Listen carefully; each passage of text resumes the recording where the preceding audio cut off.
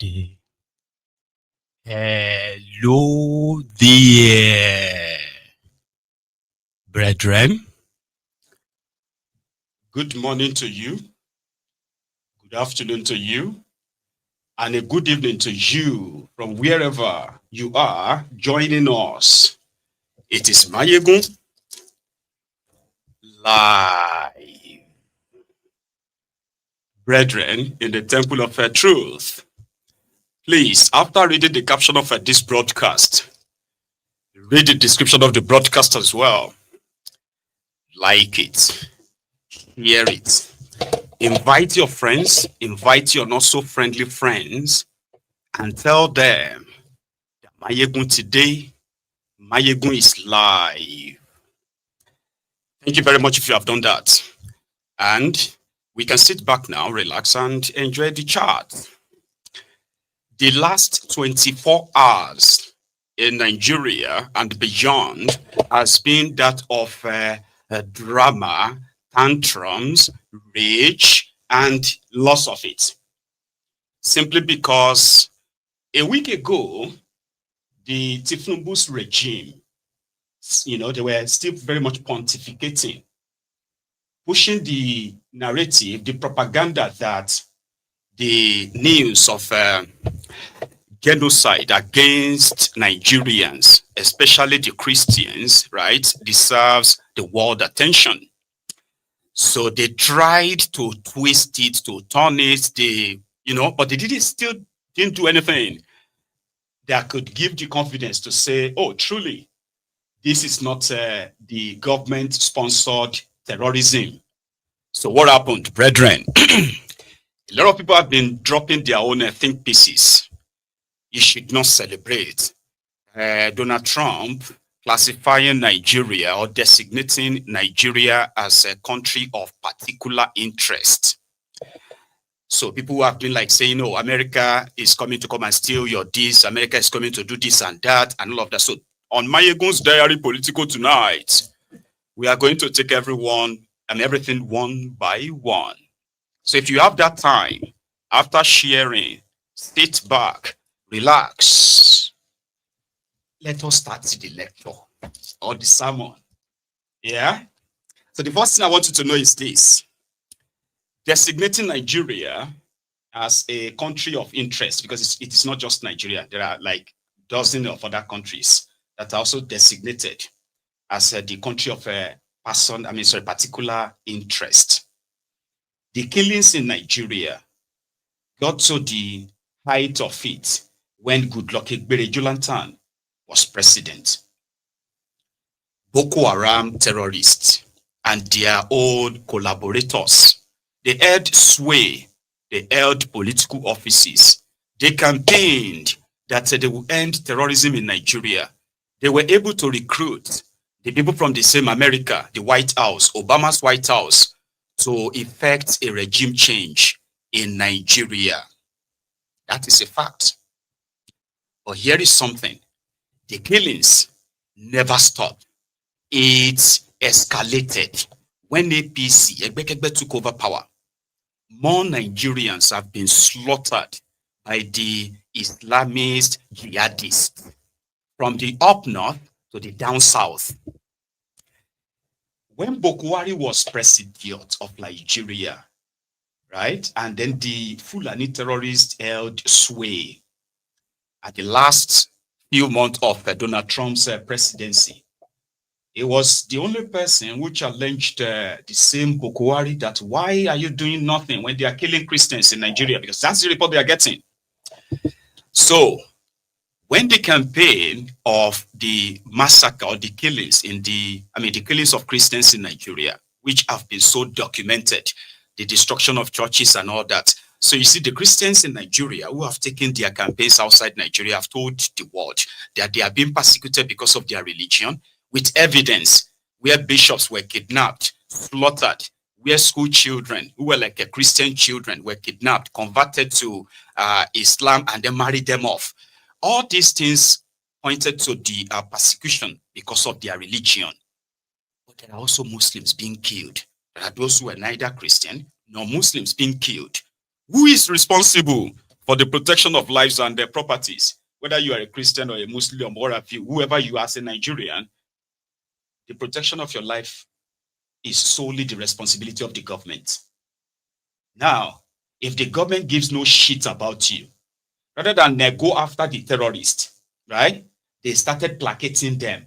They started giving them different names. Operation Safe Corridor, Grazing Route, Cattle Colony, Waterway Bill, Social Media Bill, and all those things to continue to placate terrorists that Nigerians are seeing and the world seeing.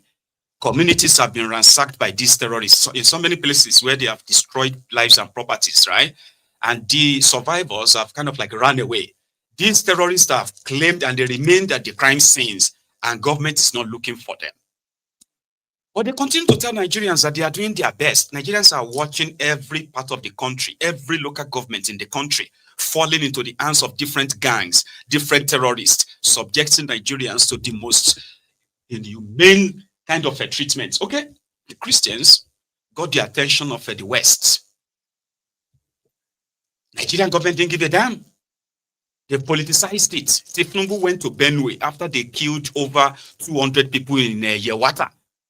He went to Benue and he was telling the people in, Makurdi is the capital of Benue. Meanwhile, from Makurdi to Yewata is like maybe another 1 hour drive. He didn't go there.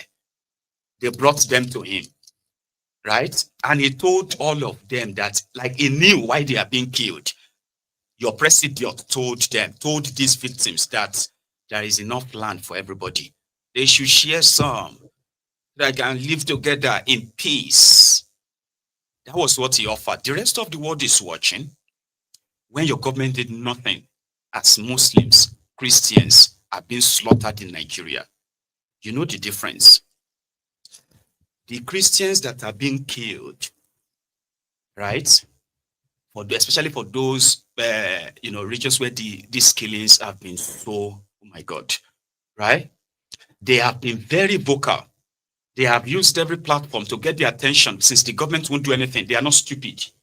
They know that the government is responsible for this terrorism. And that is why they are making it look like it is impossible to get rid of them. You get that now? So their cry gets there. What happened to because every time we read the report of Fulani terrorist killings, Boko Haram killings, kidnappings, all this, right? Around that time, you will never see this jihadist from northern Nigeria come out to condemn all of this. They won't. But you say something about Sharia, say something about this Islamic jihadist, then they will come for you. They will just swell on you like, it is more than the terrorism. It is about the enablers of the terrorism in Nigeria. So what is America doing? Before I even go like breaking it further, because it's obvious that your government is responsible for the terrorism, but we'll get to that part. Government won't do anything. Even when they are given weapons, right?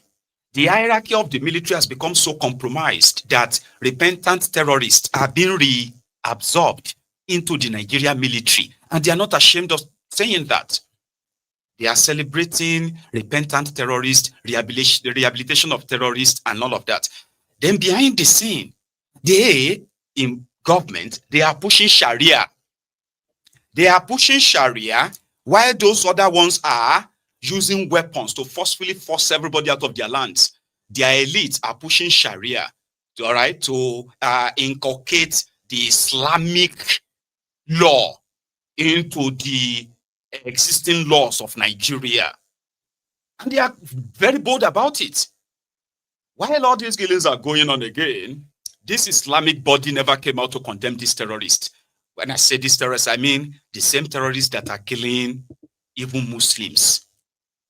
Everywhere you turn to, you will see the Christians whose loved ones have been slaughtered, or conducting mass burials, videos, pictures. We have seen Muslims who were slaughtered in their mosques, in their tents, 57, 47, 100 and this, in Niger, who are also Muslims. I never see any rage from this, all of a sudden, lovers of Nigeria. There's no real rage.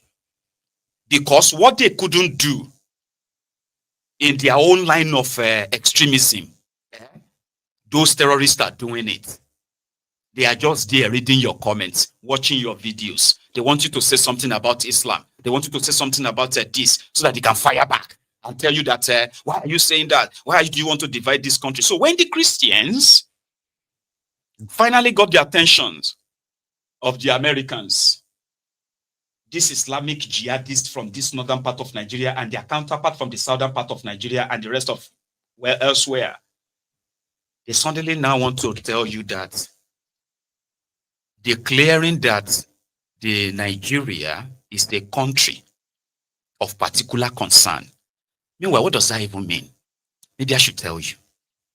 For those who have been telling you that America is the devil, they are the ones who are behind this terrorism. They are the ones who now they are now trying to come and send soldiers to Nigeria in the name of trying to help you fight it. No, America is not sending any soldiers. You see all those stupid thoughts, right? And those who are pushing that, and you that believes them, I don't know how to classify you, but here is something. What that simply means is that declaring Nigeria in that sense, right, is the first step. If Nigeria government, if they admit that the Christians and the Muslims are being killed, some of them are stupidly saying even they are killing more Muslims than Christians, but you are not enraged as a Muslim. You are not. You don't care that the government is not doing anything to protect the lives of the Muslims. You are not bothered until when America start talking about the Christians that they are killing. Now, suddenly, you want to talk about the killed Muslims. You don't care about them. That's one thing about majority of you, right? Now, here is something. You see that CPC, country of particular interest, is a good thing. Ask me how, and I'll tell you now. It is the first step to ask your government to go after not just the terrorists, including their sponsor. So if you agree that these terrorists are killing Muslims too, that means they are killing Nigerians. You as a government, you should not even put up any defense. It's a clarion call. And here is where the CPC comes. If Tinubu's regime now failed to go after the terrorists proper, including their sponsor, America knows them. Trust me, they do. And how?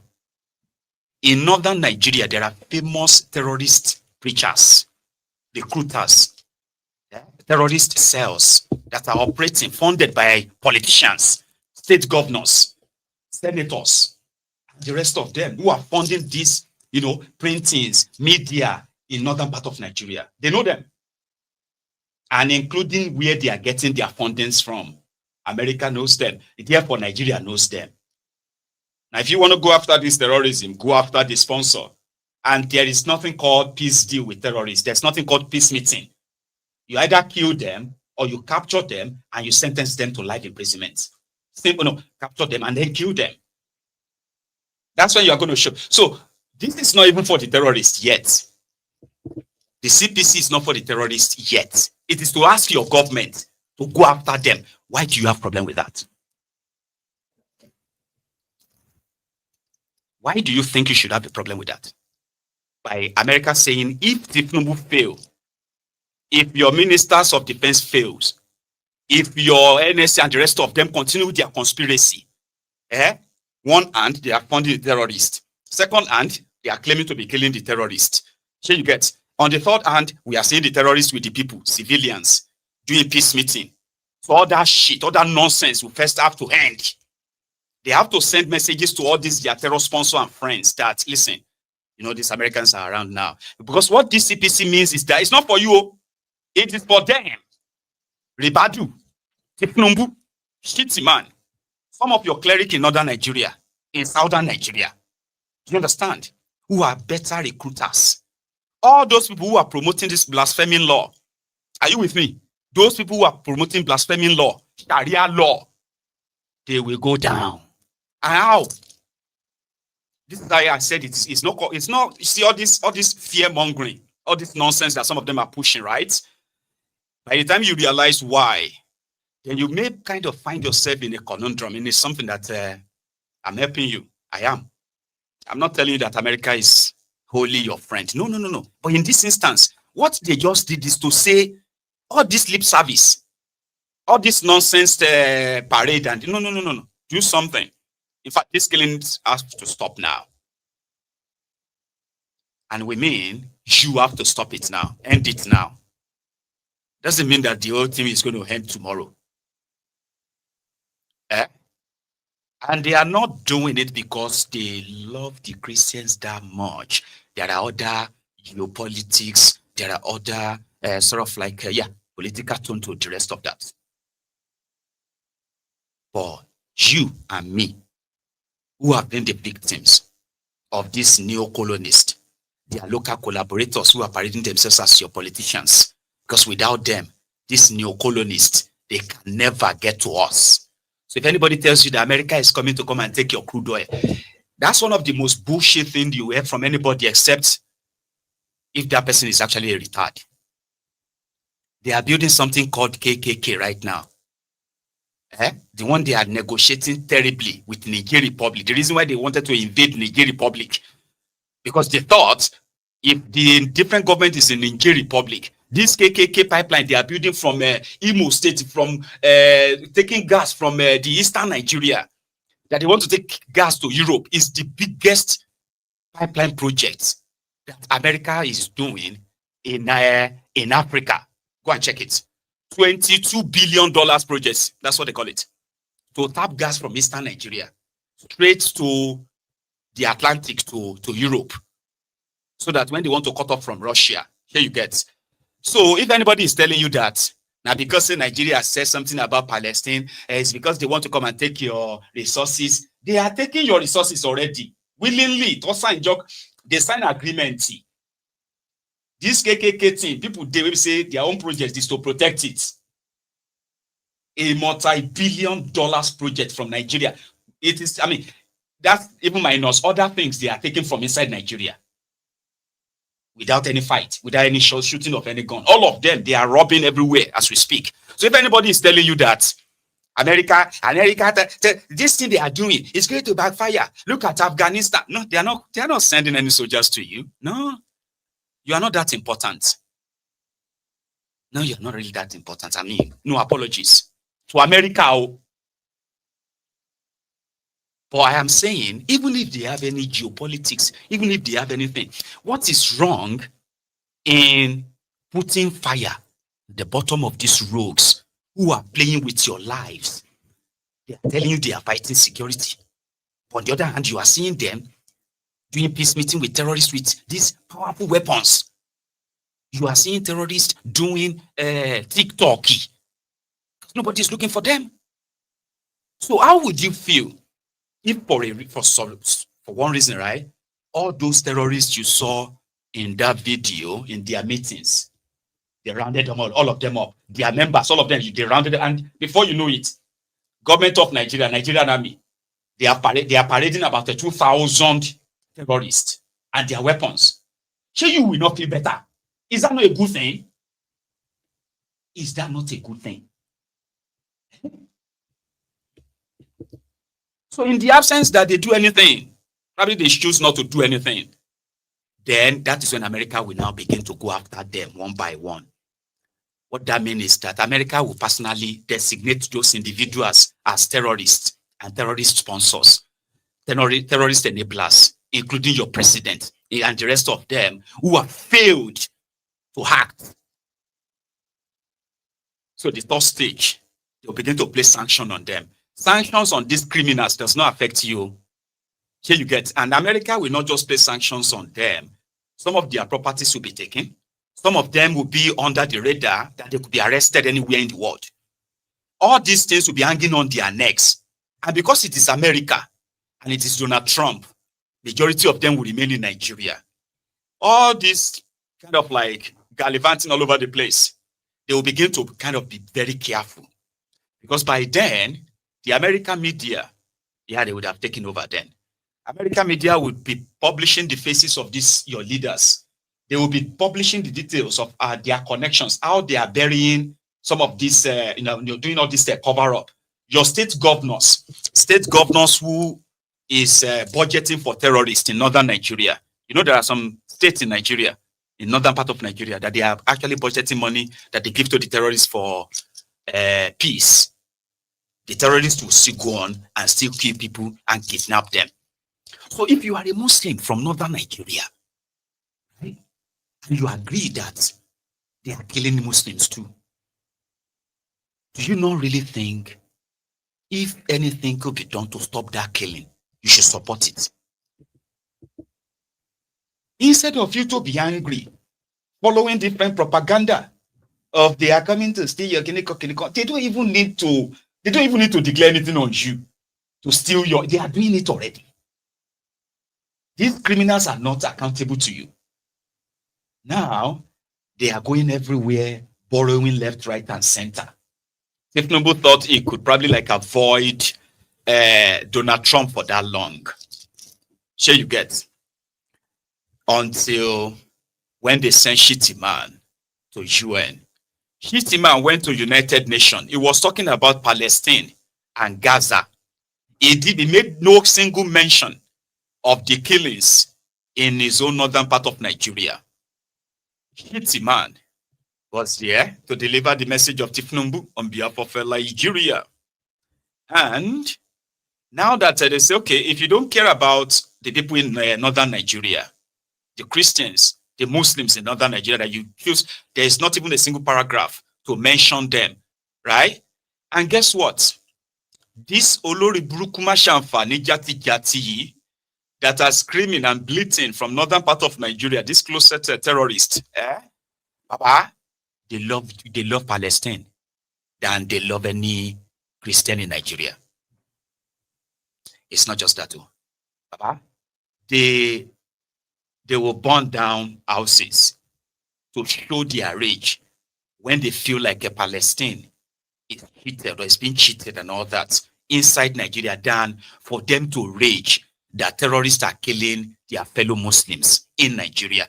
Guess what? They actually believe that the life of the Palestine is so valuable, right? That the life of their own fellow Sokoto residents doesn't really matter. You see their rage, you see their anger when it comes to all this Middle East. But when it comes to this Middle Belt, they are cold dead. Sometimes they will even be mocking them. They will tell you it's our religion, it's our belief, that's our faith. Nobody can. You see that one? You see all these their tweets all over the place. It is an honor to be called an Islamic extremist. I can't pretend or keep quiet. I support the death penalty for blasphemy. In 2025, educated people are pushing that people should be killed because of what they say about their religion in Nigeria. America says you don't have a religious tolerance. Those who have guns, this one don't get guns, oh. Here you get. Or imagine if they have guns. So they will do what those terrorists are doing. So they're all over the place now preaching that don't let America use you. This is our country. What the only thing they want to do is to break this country. They will just break up this country.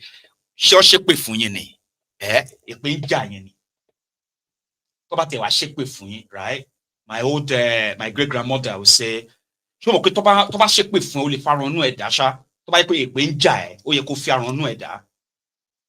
are supposed to be mad that Tinubu and APC, they messed up Nigeria so much that it takes America to talk about Christians being killed. Before some of you begin to say, oh, Muslims are being killed too. You're not mad at that. So like you, some of you, these Ronukus, I love Nigeria. You love this Nigeria so much. You are not kind of like moved. You didn't feel enraged that they are killing your fellow Muslims or they are killing your fellow Nigerians. You are backing the government that is meeting with terrorists, pardoning them. You are defending them, claiming you love Nigeria. Emma Shofuni. One by one, Neil. I tell you, at offspring. People are dying. We should be holding the guys who are supposed to protect us, not begin to cook conspiracy theory. I'm not interested whether America, because I know America is not coming to send their soldiers anywhere. At least before that time, you know if you hold these rogues and say, use the Foya, go after these people now. Eh? Sheikh Osama bin Gumi knows the locations of all of the Fulani terrorists in the forest of northern Nigeria, every state. Sheikh Osama bin Gumi. He knows everywhere you can meet. He is yet leading state government officials, military officials. He is leading them to go and sit down with armed terrorists in the forest. You think they don't know them? Gumi will be indicted. Saudi Arabia ban him. Terrorists are going to these Islamic countries to raise money, to get weapons, to come and kill not just Muslims, not just the Christians, even Muslims inside Nigeria. You are not mad. One shake with one. And now you can't be like, say, America is coming to come and take our resources. We should not be, don't let us be celebrating. Nobody is celebrating. It should be a wake-up call for your criminal government. To say, listen, we will provide security for every Nigerian, be it Christian or Muslim, and we will go after these terrorists. It is as simple as that. Just do it. Do it. Donald Trump and his ban and everything, you get what you want to lose. Just do what you have to do. How is that hard? How? How can any government turn you and tell you that there's some people external pushing propaganda? They are pushing propaganda of Christian genocide. Okay. That's stupidity, right? So some people are pushing Christian genocide. America is pushing Christian genocide. Meanwhile, they are killing more Muslims in Nigeria. Say, oh, then we are just like all of us, they shout Muslim genocide too. But hey, wait, who are those killing them? The jihadists, Islamist jihadists, killing Muslims as well. Instead of you to get upset, you should use the opportunity and say, America, please add Muslims too. They are killing Muslims. Okay, no, leave America out of it. Hold your government responsible. That's true. Hey, Tinubu, protect us, protect us from these terrorists. We don't give a damn about Muslim ticket anymore. Here you get. That's where you should direct your rage. But they are fingering your brain, cooking conspiracy theories. Donald Trump, America is going to come back.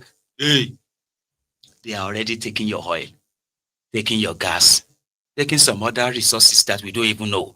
As America is taking, Russia is taking, China is taking. Europe, they have their own agent there. Nigeria is a hunting ground for all of them. If to say government day, Nigeria won't be what it is. But your rogue government is pushing the responsibility to you, telling you that you have to stand up. Don't let us divide us. Don't let them divide us. Baba, hey, calm down. Whether they want to divide us or not divide us, you do your job. Let us wake up tomorrow. And those terrorists from Nasarawa to Zamfara to Niger, all this your kinetic nonsense that these politicians are pushing, right? Then you go and you send the signal to their sponsors. Listen, the game is over. Once now they are now saying, they want to do Jonathan for him. They want to use opposition to take over power. Baba, this government should still keep power. These people should still keep power. I got back power now, Abi. You think say no fit get to you? Most of the people they killed yesterday, those ones they killed a pastor, kidnapped 20 people in Kaduna. Those people, 2-3 years ago, they were sitting like you too, reading the news of people being killed in this place, that place, that place. Most of the people who are reading the news of these killings today, they will be killed. It will get to all of us eventually. Until then, Abi, it's the government you have to hold. They are the ones responsible to protect you, not America, not Donald Trump, not anybody. But if it takes them to wake your government to act, what is wrong in that? Round them up. From the northwest to the north central to the northeast. Round them up. Make it an operation that no mercy. Cancel. Make an announcement and say all this amnesty for these criminals is over. You get that now? Act. Let people who have been displaced, women, children, return back to their homes. then there's nothing where America won't talk. There's nothing Donald Trump sanction won't do. Because right there and then, everybody will see what you are doing. They won't give a damn. But you are telling people not to worry. But why they are being told not to worry, they are reading the news that they have killed another 50 people somewhere. Oh, now everybody is now checking the news to check. 75 people killed in let's see, are they Muslims or Christians? Oh, they are Muslims. So see you. This one are Muslims. So you know go trend you because they have destroyed humanity in so many of you. They have numbed you. So these killings, this death, they don't mean anything to you. It just seems normal. And that is why your criminal politicians are more interested in the next election than actually doing the job of the one they have declared for themselves. So declaration of Donald J. Trump has triggered reactions everywhere. RY is kind of like getting so mad. Now they want to remind all of us that we are one Nigeria. We are one this and that. We should all come together. Baba, they were slaughtering people in Kwara. They were slaughtering people in Oyo, slaughtering people in Enugu, in Ebonyi. Baba, they are slaughtering people in the Middle Belt and all these places, right? How does that make us one? No. Then behind it, some people are telling us that whatever they want is what will happen in this same contraption. They are funding terrorism. They are funding Sharia. And the way they are pushing their Sharia, now political Sharia, Sharia will be say, now only poor man, you go to punish, cut off his hand if he steals. Oh yeah, give him 200 lashes of the cane if he fornicates. Just the poor, not going to touch them, right? While they kind of make do with the worst sin you can think of. So they are pushing it political for control in a country that is a secular country. It's a blasphemy law. Nobody can change that. That is us. Would you understand what is their blasphemy law? Blasphemy law is something that is like a death sentence. They will kill you. In 2025, in a country that is not Islamic Republic of Nigeria, maybe it's actually Islamic Republic of Nigeria. Educated people, they will be telling you that blasphemy, we cannot, it's our faith. Anybody, do you understand what is blasphemy?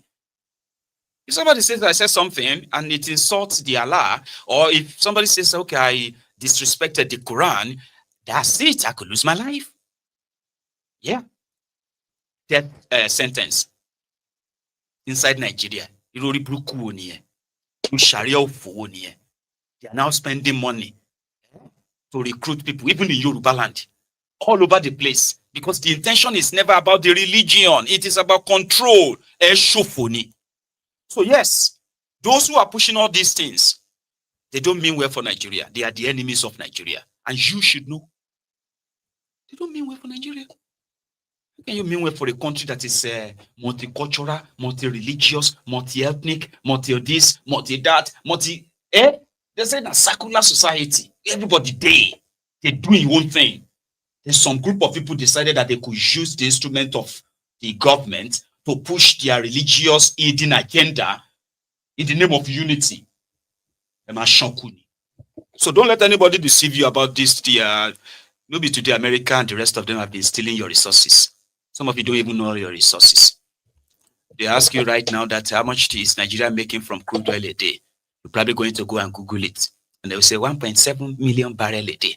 How much is that? Maiyegun, we are making over 100 and can you come here and say, where is the money? Do you know where is the money? You will never know where the money is. They don't need to declare something and all that.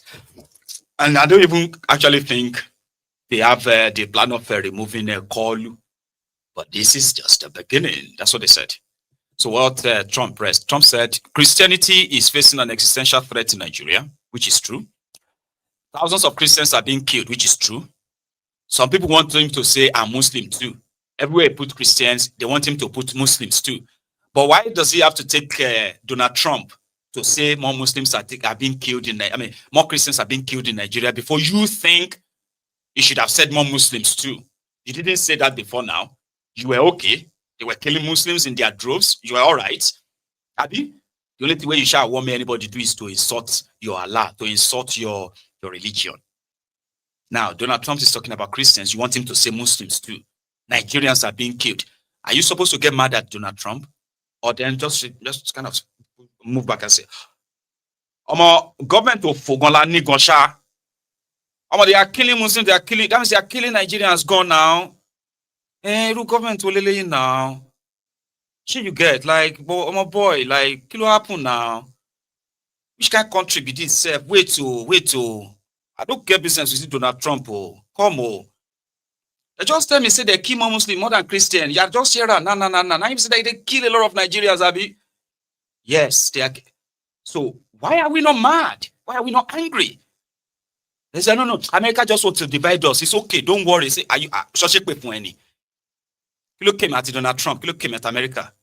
You just told me right now that they paid all these figures I'm saying. You are telling me that it's a propaganda because of Pamo Muslim, Abi. You agree about the Pamo Muslims than Abi. So what are we now talking? See, that means they are killing more Nigerians. Abi, you agree? And continue son here, but Donald Trump is not saying it. Instead of Donald Trump to just say, okay, they are just shake with a benjaini. So see what's so retarded benjaini. Kilo called Donald Trump in Nigeria. He just admitted that they are killing Muslims and Christians. These are Nigerians in droves. Who should we be angry at? Who? The government is trying their best. Okunla pa shokonola foju tomo denio. You are everywhere. The point here is this. I have said something about self-destruct. These people feel so powerful. They feel so irresponsible to anybody. And that is what is called the self-destruct button. They will destroy themselves and you are going to help them.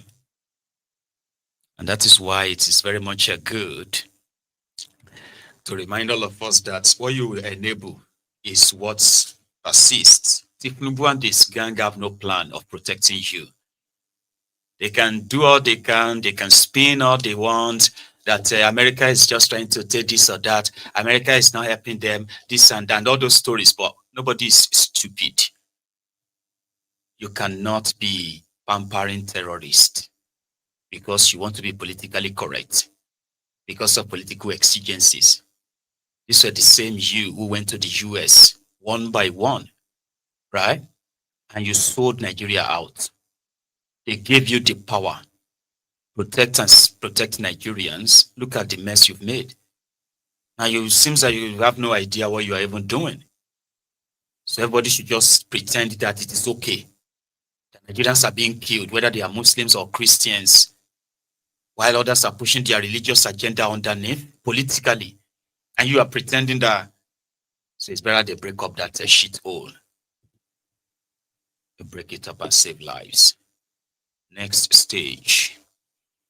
Ted Cruz. I am deeply gratified to President Trump for making this determination. I have fought for years to counter the slaughter and persecution of Christians in Nigeria. And this year introduced legislation that will lock in the designation made today. Today's designation is a critical step in holding accountable and changing the behavior of Nigerian officials who have facilitated and created an environment conducive to the outrage in Nigeria. My legislation implements additional steps, including targeting those who implement blasphemy and Sharia laws in Nigeria. And I am committed to working with the administration and my colleagues to advance my bill and implement these necessary measures. Today's decision by President Trump is a great one, and I thank him for his strong leadership. Why should you be angry? If you are very sad about the killings going on in Nigeria, why should you be angry if you have finally found someone or a country that could make your leaders responsible? Is Nigerian government trying to say that with their sellers Are they trying to say that there's nothing they can do about the insecurity in Nigeria? So therefore, America is likely going to sponsor regime change. Yeah, they are thinking that. So why not just fix the problem? Just fix the problem. So the coming days will be interesting. Yes, it will be interesting. Nigerian officials will be arrested on an international trip. Nigerian loan applications will be cancelled, as well as grants, including, Nigeria collects, they collect, what they call that thing again, charity. They collect grants from all these countries. So they will cancel all of that. Sure, you get me now? But that is the last resort. The first part will be everyone known to be enabling and then sponsoring terrorism in Nigeria.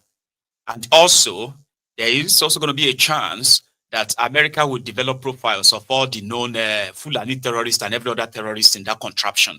So, and their connections to some of these politicians. That's how they're going to build they are going to build the network of Nigerian terrorist financiers, sponsors, arrowheads, government officials, private sectors, everybody linked to the terrorism in that regard.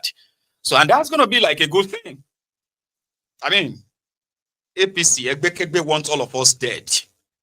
And they want us to be singing and dancing while they do it. Here you get, it's like the cow. We're like cows being led to the slaughter. Cows are filing on. They didn't know that as they are going in, they are going into the slasher straight, But they have no idea. They just keep going. That's who we are. Turn by turn, Nigeria Limited. Everybody's waiting for his own turn. And you have no idea when it is going to be. So let the oppressors be oppressed when it is. I mean, why is that even oppression? They say, stop shielding this terrorist, right? That's your job in the first place. So why are you kind of like crying everywhere? Now, the Ronukus are asking Tinubu to break up Nigeria. Yeah, they say they should break up. But yeah, 2026 is going to be interesting, man. About whatever you do, share you get, stay alive. You are going to need it. Tinubu and his gang, his foreign ministry, as well as Tinubu himself, put out 2 statements. The 2 statements are rubbish, but there's something that stands out. They both speak and they deliver this like respectfully. None of them fire back at America or want America not to try that nonsense with them, as you would expect for a truly independent country. Sure, you get. They said the United States of America has made its statement on religious freedom. Nigeria has noted. We remain committed in our resolve to tackle the violent extremism that is fueled by special interests, special interests, who have helped drive such decay and division in countries across intersecting West African and Sahel regions. They are friends with France that has been milking the Sahel for donkey decades, right? And they are also in bed with, the narcotics, who are, it's meant to rhyme. So we mourn all the victims of violent extremism and salute our armed forces as a blah. I don't think I should be reading that. Let's see Tinubu's own. Tinubu says, Nigeria stands firmly as a democracy governed by constitutional guarantees of religious liberty. So Kolu is saying religious freedom and tolerance have been a core tenet of our collective identity and shall always remain so. Nigeria opposes religious persecution and this the blah jargons. Because they are jargons. Here you get. You need to show walking. Everyone is tired of these killings. You should be too. You brought terrorism to Nigeria because you wanted to take power. APC, Egbekegbe, brought terrorism to Nigeria. It has now blown, and the only way they could remain in power is to continue to feed the monster. They will develop different styles until they waste lives and waste your time, waste everybody, and destroy the place. So it is time for them to wrap it up. It is time for them to wrap it up. So don't let anybody tell you any nonsense that you are reading on that social media. Here you get. They may be giving you this conspiracy theory and the rest of that. The way these guys, the way they have been handling this security or insecurity in Nigeria has given room to all of that. The only way to disqualify any what do you call it, to cancel any potency in Donald Trump's categorization or what have you, designation, is for you to go after the terrorists and show that you have no mercy for them. You do not. Every state governors funding terrorism in northern part of Nigeria in the name of security, arrest them. Yeah. Because that what they have done is that they have committed treason against the country. But if you can't do all of that and you keep thinking, they thought the problem will go away. They thought the problem will go away. My own is that you don't even need Donald Trump. You don't need America. You don't need any of these guys. Your country is being bled like this. These terrorists are moving down and down and down. A whole country like Nigeria could not close them in, but yet allow them to kind of spread enough that the government of Nigeria is trying to make laws to placate these terrorists by ceding lands to them. Nigeria will use their money to build ranches and give to terrorists we no get cows. Terrorists will be seen Okada and guns. These are the weapons they are moving about with. But the wise Nigerian politicians wants to build ranches for terrorists because they are telling their people that this is farmers others clashes. For long, Joe Biden came. They said that it is a climate change. Climate change you call river change in it. So they said a lot of things until everything reached where it is right now. All you have to do is to be like, you know what, enough. We have had enough. They have all the weapons. They have drones. They have choppers. They have fighter jets. They have Tucano jets. They could clear these guys out, but for political reason, they won't do it. And that is where the problem is. Hold them responsible. That's their job. So Tinubu, they said that America is planning a coup. Was the one planning coup to remove Tinubu? But here, for you to be reminded, right? Nigeria's unity is negotiable. Right? Those who know, they know. Whoever says we want to go away, I don't think they realize the going away is not that you carve out a piece of land, take it up and put it the other side of Ghana. The piece of land will be here, you will be here, everybody will be here. I was born in Nigeria, I was groomed in Nigeria, and I believe in Nigeria. People of my generation believe in Nigeria. We have no doubt about the fact that we have no option but Nigeria. However, I think a few of my colleagues believe that there's no such thing as the unity of Nigeria is not negotiable. Of course it is negotiable. Even the unity of a family is negotiable. Even the coexistence as a couple of a husband and wife is negotiable. The moment either party feels that this union is no longer bearable, that he or she would rather go his own way,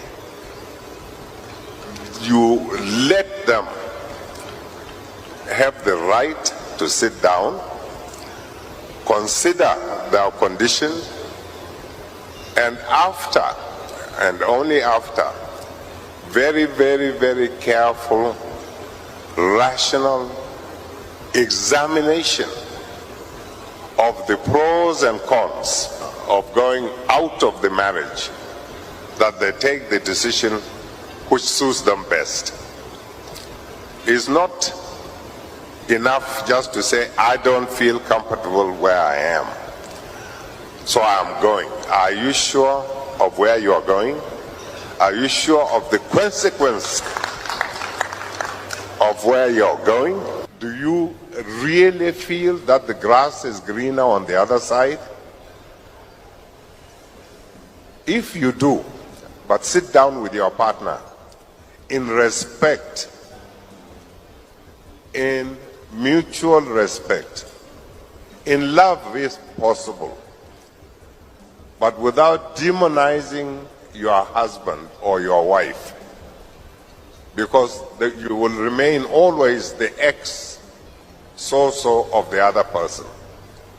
But discuss quietly, in a dignified way, respectful way, so that even if you separate, in the future, you can interrelate with love and with respect. When whoever says, we want to go away, I don't think they realize the going away is not that you carve out a piece of land, take it up, and put it the other side of Ghana. The piece of land will be here, you will be here, everybody will be here. And we all want to prosper. That is, in a nutshell, peaceful, mutual disengagement, national conversation, where everybody will come together, rediscuss the union, right? Or maybe discuss the union for the first time, decide if they want to remain together or some want to leave. But breaking up Nigeria, like he said, it's not like you are going to pack your bag, pack your land, and take it somewhere else. No, you're still going to share borders. So which means you still have to like have mutual respect so that you can have trade relations and the rest of that, trade relationship and all that. That's why the advocacy of Mazi Nnamdi Kanu, which they have decided to weaponize propaganda against, is the same peaceful referendum. If the Igbos participate in the national conversation and their kind of united submission is that they want to leave, they should have the chance to discuss with other parts of Nigeria the modalities and everything of living peacefully without a shot being fired. Because Igbo land is not going anywhere.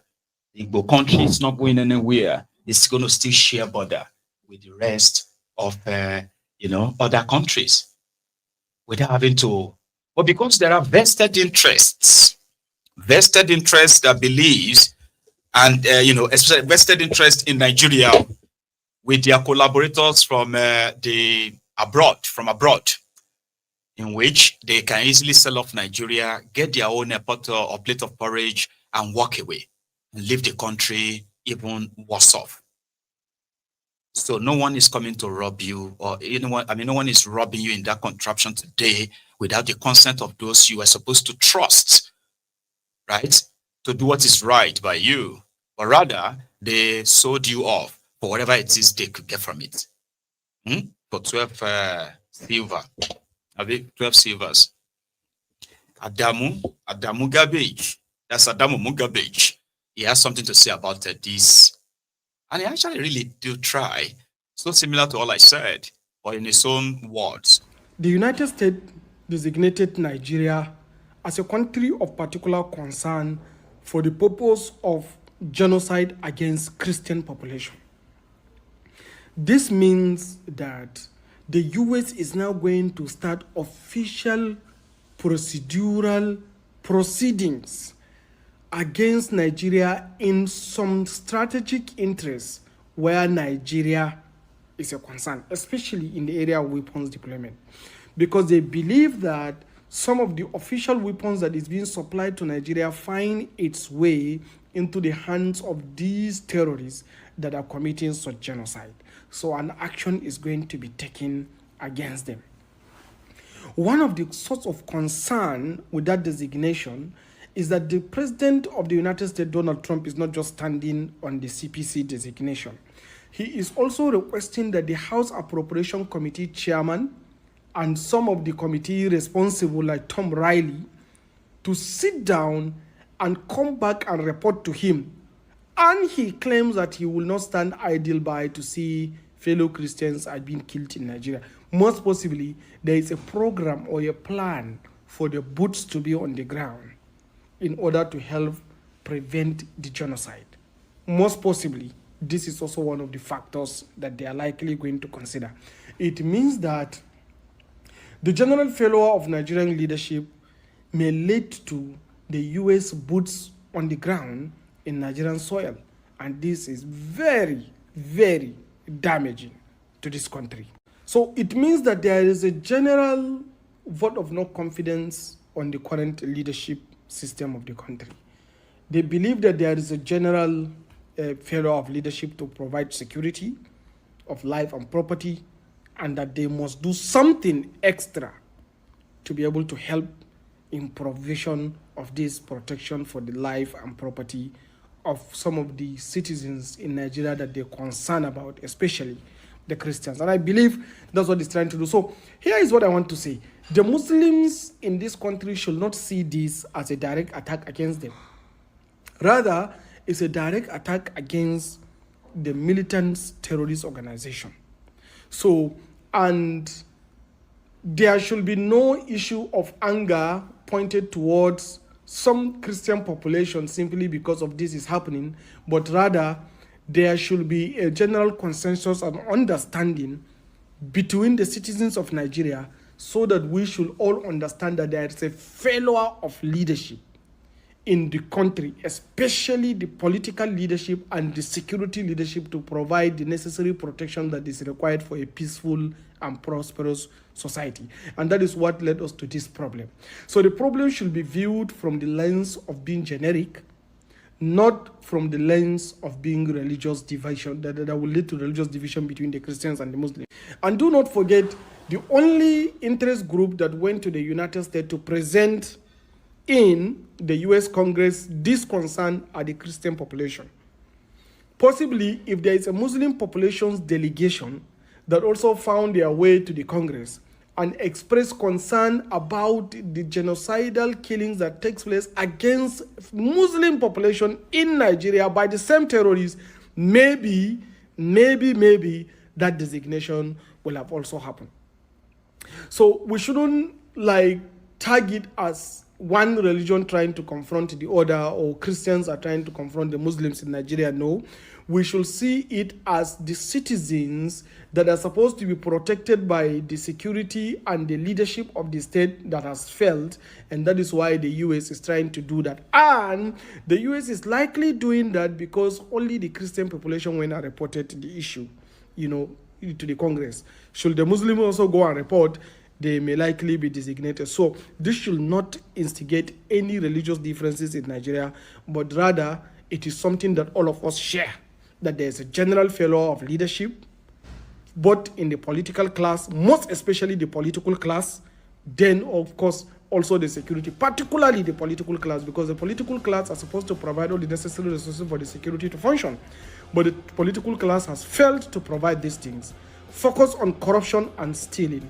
And that is why the security are failing, which is leading to the massive rise and general killings by the terrorists. So this should not instigate the citizens against one another. Rather, we know where the problem is. It's coming from the failure of the political class. Thank you. Tell me, what are we producing and selling to other countries? Not even slippers. We eat the skin of our cows instead of turning them to beautiful bags and shoes. Eliminate that. It's a sign of poverty. I think now statistic we go chop.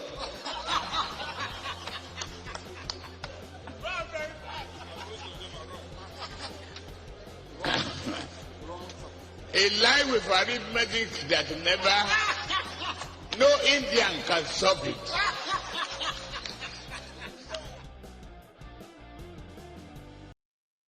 So even a dead clock can be correct twice in a day. So Adamomo used his own platform there to remind everyone, while his own fellow Northerners, most of them are the closet jihadists, they were running amok on social media, trying to preach or trying to gaslight us by making it look like it's actually a bad thing for you to finally see a possible change, right, in this whole insecurity, because everybody needs a break. Baba, I need a break. Oh, let's be honest. Oh, like they have killed and killed and killed and killed people in that country that Nigerians no longer get so raging anymore. Like, yeah, man, you know what happened today? See what happened? What happened?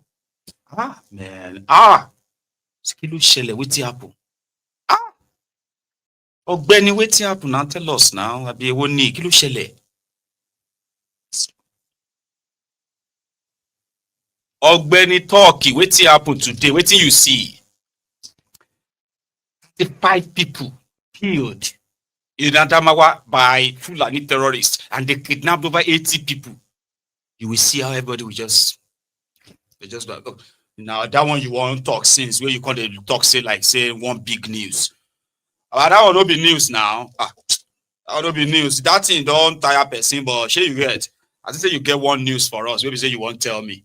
That's what they have turned Nigerians into. And it is not just Nigerians inside Nigeria, because those ones will tell you they don't even know what is going on. What do you people know what is going on in this country? That some of us, how do you manage to know what is going on in Nigeria before us? You be like, I don't even know how to answer you. Like, I don't understand. You are living inside Nigeria. Like, you have no idea all of these things going on. About we know the year news. We know the now another thing that they tell us, really. So they have damaged people's kind of like, I don't know what they call it for science, so but it's a part of our brain that makes us emotional because we are humans. You hear some things and you just be like, dang, is that normal? And then you see politicians the next time, everybody's kind of fine, like everything is fine. They will mobilize people, put uniform on them, t-shirt and all that. They'll be singing, dancing, like it's all right. And these are the people that they will hear that somebody, Joe Martins, gone down in Cincinnati, United States of America. You're going to see them, they change their profile picture to Joe Martins. They don't know him. But on TikTok, everybody is talking about Joe Martins, the way he died. I felt so bad. I felt so bad. I said, why? Why did you feel so bad? He said, Joe Martins died. Who is Joe Martins? I don't know. Then why are you crying? I don't know. I'm just emotional. But they don't kill so many people for Borno. I never see you emotional. I know, I don't know. I think I have, there are so many people like you like that. Say, we stand for Joe Martin. Joe Martin stand for human rights. Joe Martin is say, but Baba, show we're all right. This is Nigeria. Moral species, I have no idea. So some of us will get to hear the news here, right? We get so worried about our loved ones and we're like, what is going on? And then you call them.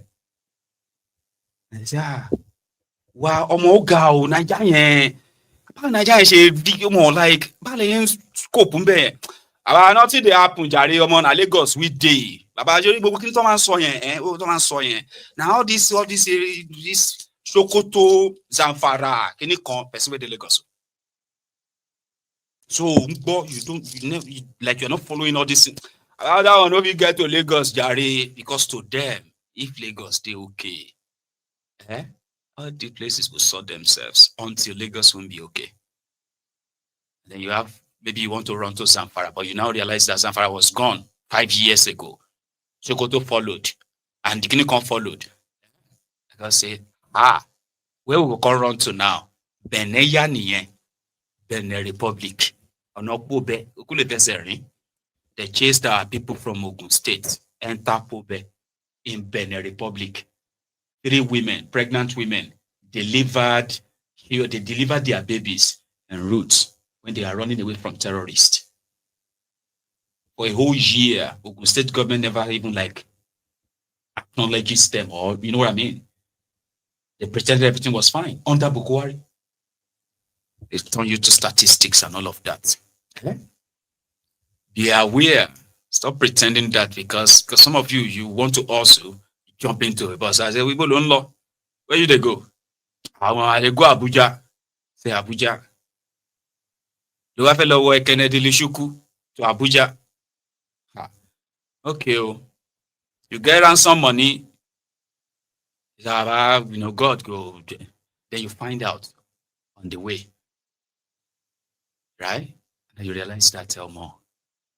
This is not life. This is not a country. You can't post for social media. God's grace. We escape kidnappers. People they do selfie. They say we escaped kidnappers just a moment ago inside Nigeria. Like it's all right. Since you have escaped, right? It's all right. So wait for another time. That's not right. Yeah. So Kalu changed his own what do you call it, security chiefs a few days ago. And the last guy there, Christopher Musa, had his own passing out and all of that celebration. But first, what Kalu said during that ceremony, right? Tell me when you feel like, Maiyegun, stop this video, Jare, will leave her, then I'll stop it. Or you need to see part of this. Of the House of Representatives, the Deputy Senate President, and the other members of the National Assembly here present, the state governors of Kwara State, Jigawa, Ogun, the Deputy Speaker, Senators, and House of Representative members,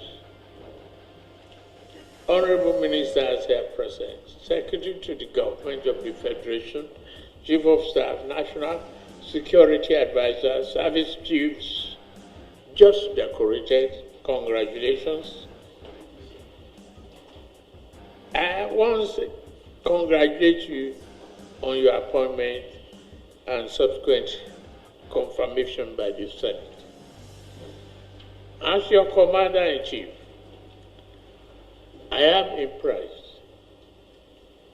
Let me recognize and express this to the spouses, particularly the wives of newly decorated officers and members of their family, my deepest thanks and gratitude on behalf of this grateful nation that the security is improving. The sacrifices you make will not be in vain. Thank you for your dedication and commitment to giving peace and stability to these great officers while in service in the bush.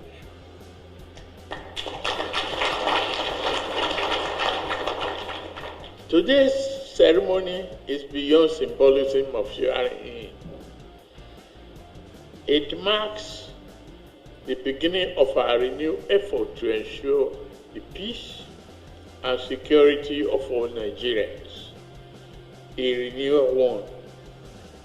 Each of you has been carefully selected for this critical task. Security is the essential element without which everything else is rendered meaningless. There cannot be sufficient development of this fundamental aspect of human need unless we meet it. Our people and our nation must remain secure to enjoy the benefits of governance and democracy. The government's nuisance leleyi.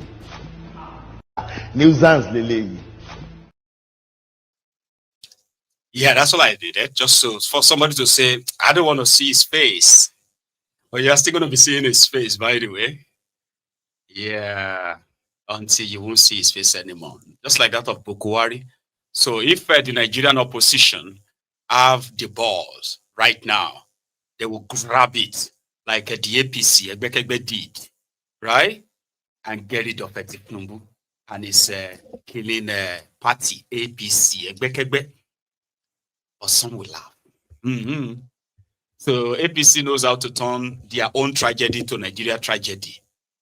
According to them, if you don't like them, it simply means you don't like Nigeria, right?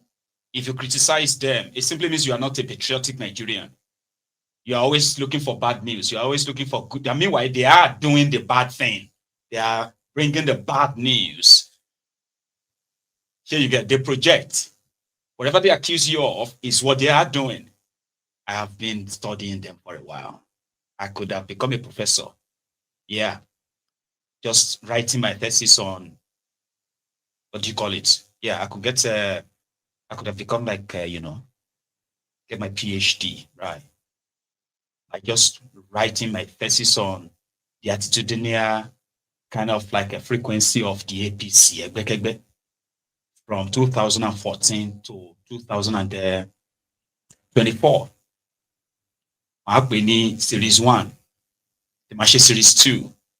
If I write something in that sense, Baba, I feel become prof, right? Professor, because I know them very well. When they accuse you of something, just understand that they are already doing it. So there's already a projection that maybe this is going to affect the Muslim ticket. And maybe Tinubu will try to placate the Christians by changing shitty man. Meanwhile, the jihadists in APC, Egbekegbe and those ones who were without, right? They are also telling Tinubu that if you try it, so how this is going to play out is to be seen. So the Ronukus have been trying to project or trying to kind of change the narrative of the alleged aborted coup against Tinubu, right? They have been trying to link it to Donald Trump want to overthrow. They are planning coup in Nigeria. See, me, I'm not in support of any coup. Here you get. The only thing I know that will come out of coup, which I personally will support, is that it will just probably accelerate the breakup of Nigeria. I can tell you that. It's not popular anymore. People will first celebrate it to see the end of these criminal politicians. Some of them will catch them on the street, will beat them. Here you get. Some of their properties will be burned down. After everybody just realized that, wait. We're the head of state again. Fulani abi Kanuri abi Hausa. They say, may they stay the Hausa land, but I bet who they Abuja and Hausa land. May they not come here. That's what will happen. I'm not a Nostradamus, but I'll tell you, it will accelerate the breakup of that contraption. If that should happen, right? There will be many parts of the country that will be like ungoverned, like Libya, right? So the guy that said we should build fence in order to fence off the terrorists in the Niger Republic, Chad, Cameroon, just fence Nigeria so that the terrorists won't come in. And those who are trapped in, then we just clear them, has been changed to someone else because there was a rumor of a coup to remove Tinubu. And I don't know, maybe they spared him. So he left. And there was this parting ceremony they did for him, okay? I want to share that going forward. Watch this. This is what we do. Again. This is what we do. This is what we do. This is what we do. There's a great this is what we do. This is what we do. This is what we do. This is what we do. There's a great this is what we do. All right. Good afternoon, everybody. In life, they say what has a beginning has an end. Yes, sir. But this is not the end. This is the end of. This is the beginning of another way. Yes, sir. Amen. I want to thank you all for all your support. Everybody has contributed to the success we have got. And I want all of you to hold yourself high and be proud of yourselves. I'm equally proud of all of you. Thank you. Thank you, sir. Yes, I'm leaving the service after 39 years. I'm happy and I'm fulfilled. I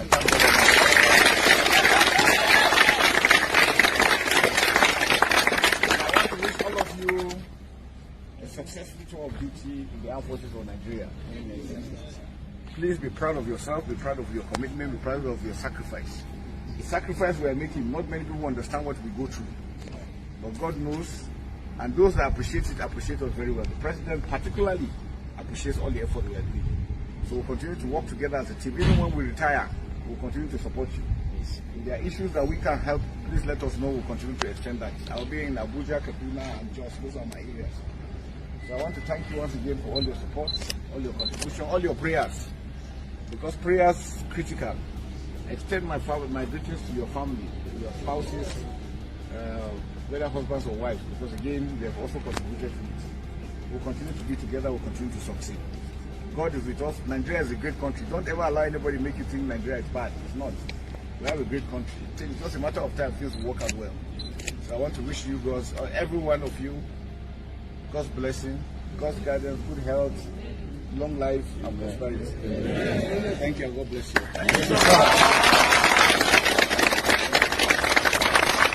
You won't need a car to travel. You won't need an aeroplane to travel.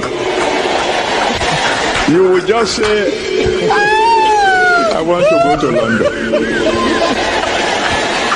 And you'll be in London. Whether you believe it or not, the time is coming when you won't need a car to travel. We are a poor nation. The bank coal will follow. They say firewood, not smoke. They say we need to plant more trees. And they are not giving us money.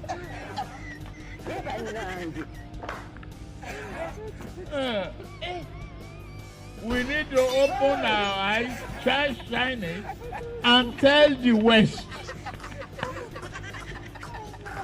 If you don't guarantee our finances and work with us to stop this, we are not going to comply with your climate change. They'll do it. They'll do it. Kolu. So the new service chiefs, they have one mandate, an impression to give, especially some of us who are like their critics. Because I am not blind, right? I can make my breaking news and tell you that Tinubu and this gang have arrested 1,000 terrorists because I have the evidence now. Or Tinubu and his gang have built this, or they are building this special Guantanamo Bay prison inside the Sambisa forest, the ground zero. And that is where they're going to execute all those terrorist cuts. So those who are going to run away should begin to run, because they have already caught some of their leaders, and you will see them like this, cut them. And they will be grateful that they are even like killed than to be caught, to be caught alive. People like me will say it now, say, they are doing it too, because you can't hide something that ordinarily affects human lives. This one that they are killing everyone, right? If that killing stops, Tinubu doesn't need anybody's kind of endorsement or whatever. People themselves, you will know, even his critics will know, everybody will know that we used to see something like this. So, but APC came, they normalized us seeing terrorists, cutting people's heads off, shooting them at close range, executing them, capturing women, children, displaying them, capturing Nigerians, torturing them on camera. They made all of that normal to us. And I don't know how many of you will remember the first video of the Chibok girls. They kidnapped them, right? About Chibok girls, when the news was like Chibok girls. The first video where Alhaji Shekau presented all these girls, over 200 of them. Shock gather everybody. Like say, what? So it's real. How did he manage to get all those girls? You remember that video? It's one of the most viewed videos of terrorists in the world. The Chibok girls. When they dressed all those girls were in their school uniforms, right? Those purple dress, right? And the hijab. They put hijab on all of them. Even people will like Jonathan that time, leave our court. Like, man, this one don't make sense. How did this even happen? But today, we see videos of people, mass kidnappings, people being tortured, people being shot by terrorists, making videos, posting them online. And people just look at them and just gasp. Ah, hey, yeah. Remove that. I don't like that. People now got used to it. They are no longer angry. They're no longer upset anymore. They're like, get used to it. Unnumb everybody. If me can't they talk about this, you go can't they hear somebody go say, Ogbeni Maiyegun, your own self too much, Jare. Ah, shey you be you now from Borno, you come ni. Ah, yes, people have told me that. And this Maiyegun own self, you own too much. Ah, Ogbeni, the way you they talk, say, people go think say you now from Borno you come from. Ogbeni, go mind your own business, Jare. That's how people have told me. Because to them, I'm bothering them with too much of this. You get? All these killings and all of that, yeah. So yeah, and so I'm boring them. Because that's what APC, that's what they did. They made it more like, don't talk about it. And if you are talking about it, you have to talk about it respectfully. Sure you get. So if it takes America to bring their attention to it, you should embrace it. Because it's a win-win for you. If the terrorists can begin to find no haven in that contraption, in your local government, in your village, your community, and all these places are their targets. They are all over your forest, armed to the teeth. Yeah? So Nigerian government can sweep them out. These are terrorists, whether they are Kanuri, whether they are Hausa, whether they are Fulani, whether they are Yoruba, whether they are Igbo, whether they are anything, right? If they are terrorists, it is the job of government to protect all of us. But because the government is the terrorist, they are the ones harming those who are causing all of this and protecting some while they are shielding others as well. And they continue to give you the false hope that they are working to. I mean, come on. I'm going to leave that one for a second. There's a woman that is trying to tell everyone that the problem I want 2026, so that there's going to be a problem. And in our own view, this is why. Some of you are not paying attention. Yes, so 2026 is like, as you are preparing, you should also know that there is going to be wahala. Because, madam. See, I want to do this video as a contribution. As all of us keep quiet, January goes soon come. All of us suppose they put mouth for this matter. For abroad, when people they pay tax, then they give them free health care. Then they give them free education. Now, this thief government, Tinubu government, they want to start collecting my hard-earned money. I enter my house by 11 yesterday. As I dey hold up, now 11 o'clock I go hustle. Now 11 now I enter house. By January now, these wicked people go come say they go collect 20%. I be how many percent as tax, and all of us keep quiet.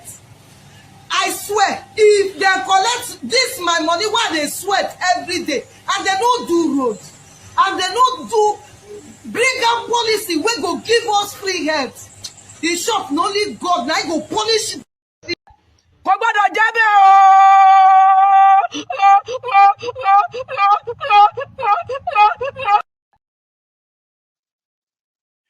I mean, she made a lot of sense, right? Because according to her, all over the world where people pay taxes that they are trying to make normal now, right? They get to see the benefits.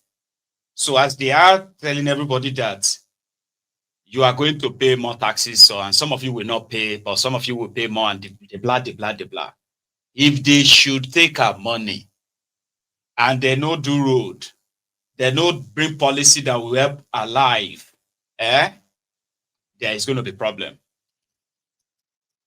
That's what she said. And that's what you should be thinking too.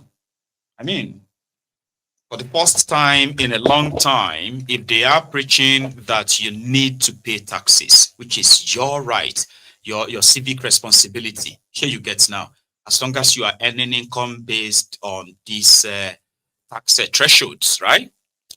It is also your responsibility, you're right, to demand accountability. These are the guys who have they don't have any fiber of accountability in them. So it's going to be a little bit hard for youths also who have been so docile, even though you have been paying taxes, they've been squeezing you all left, right, and center, and undefined taxes. So this time they want you to be interested in it, which is good. So you should be more than just interested. You should be demanding accountability. So that too, is something to look forward to, I bet you, right? Now, here is the PDP. They are pretty much in trouble right now, okay?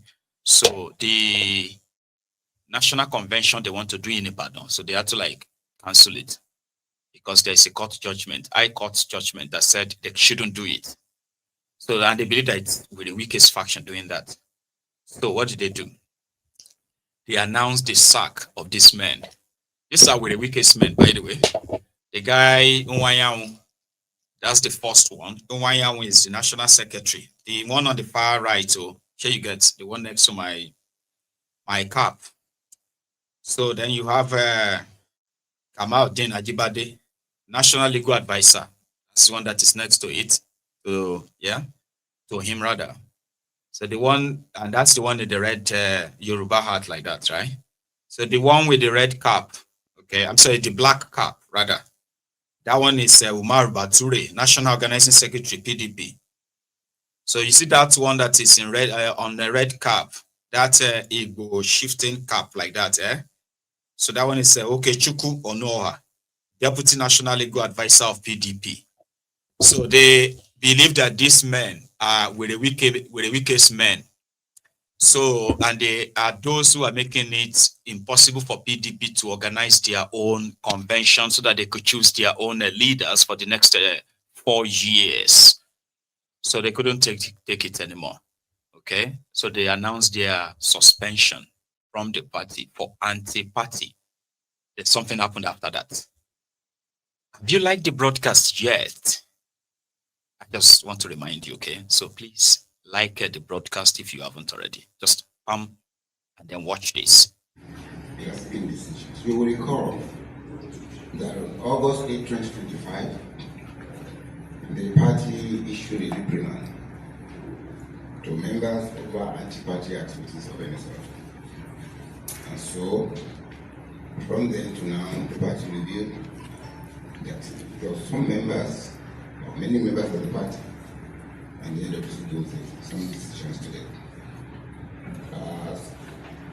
For all of those anti-party activities that are contained in the constitution of the party, and so those again were reviewed, vis-a-vis the activity of those individuals that we mentioned shortly. So, what we have identified immediately as part of constituting the offenses under the Constitution Act, anybody who commits any breach of the party's constitution and or manifesto, and says or does anything provided in the Constitution under Section 58, any member who says or does anything likely to bring the party into disrepute, hatred, or contempt, disobeys or neglects to carry out lawful directives of the party or any organ or officer of the party. And again, which is important, engages in any conduct likely to cause disaffection among members of the party, or is likely to disrupt the peaceful, lawful, and efficient conduct of the business of the party. So the end of this, we consider this with other actions in line with the constitution of the party and came to the following decision. Number one, the National Legal Advisor, Kamal Atuari SN, suspended for 30 days and is referred to the National Disciplinary Committee of the party. Number two, the Deputy National Legal Advisor, Barrister Okechukwu Osuoha, was suspended for 30 days in line with the Constitution and referred to the National Disciplinary Committee as may be necessary. During the period of suspension, they ceased to function in their respective capacities. Second, the National Organizing Secretary, Honorable Omar Bature, suspended for 1 month and referred to the National Disciplinary Committee.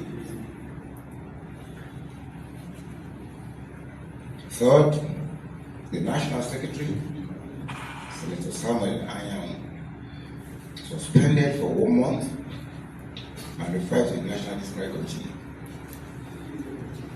With the case of the National Secretary pursuant to Section 36(2) of the Constitution, as amended in 2017, the Deputy National Secretary, Honorable Architect Secretary Sitonji Koshedu, shall act as the National Secretary. And in the case of the legal advisor, the National Legal Advisor, and the Deputy Legal Advisor, the National Director of Legal Services has been empowered and directed to oversee the activity of the department during the period of suspension. I thank you very much for coming and we appreciate your time. Thank you. 70 years old man.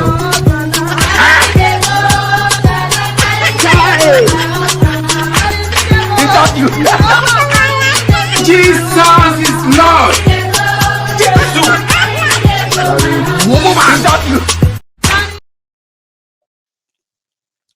So in return, these men have now announced the suspension of Maiyegun, the guy that announced their own suspension, National Vice Chairman and the rest, they have now suspended. So it's like suspension, counter suspension right now. Coup, counter coup.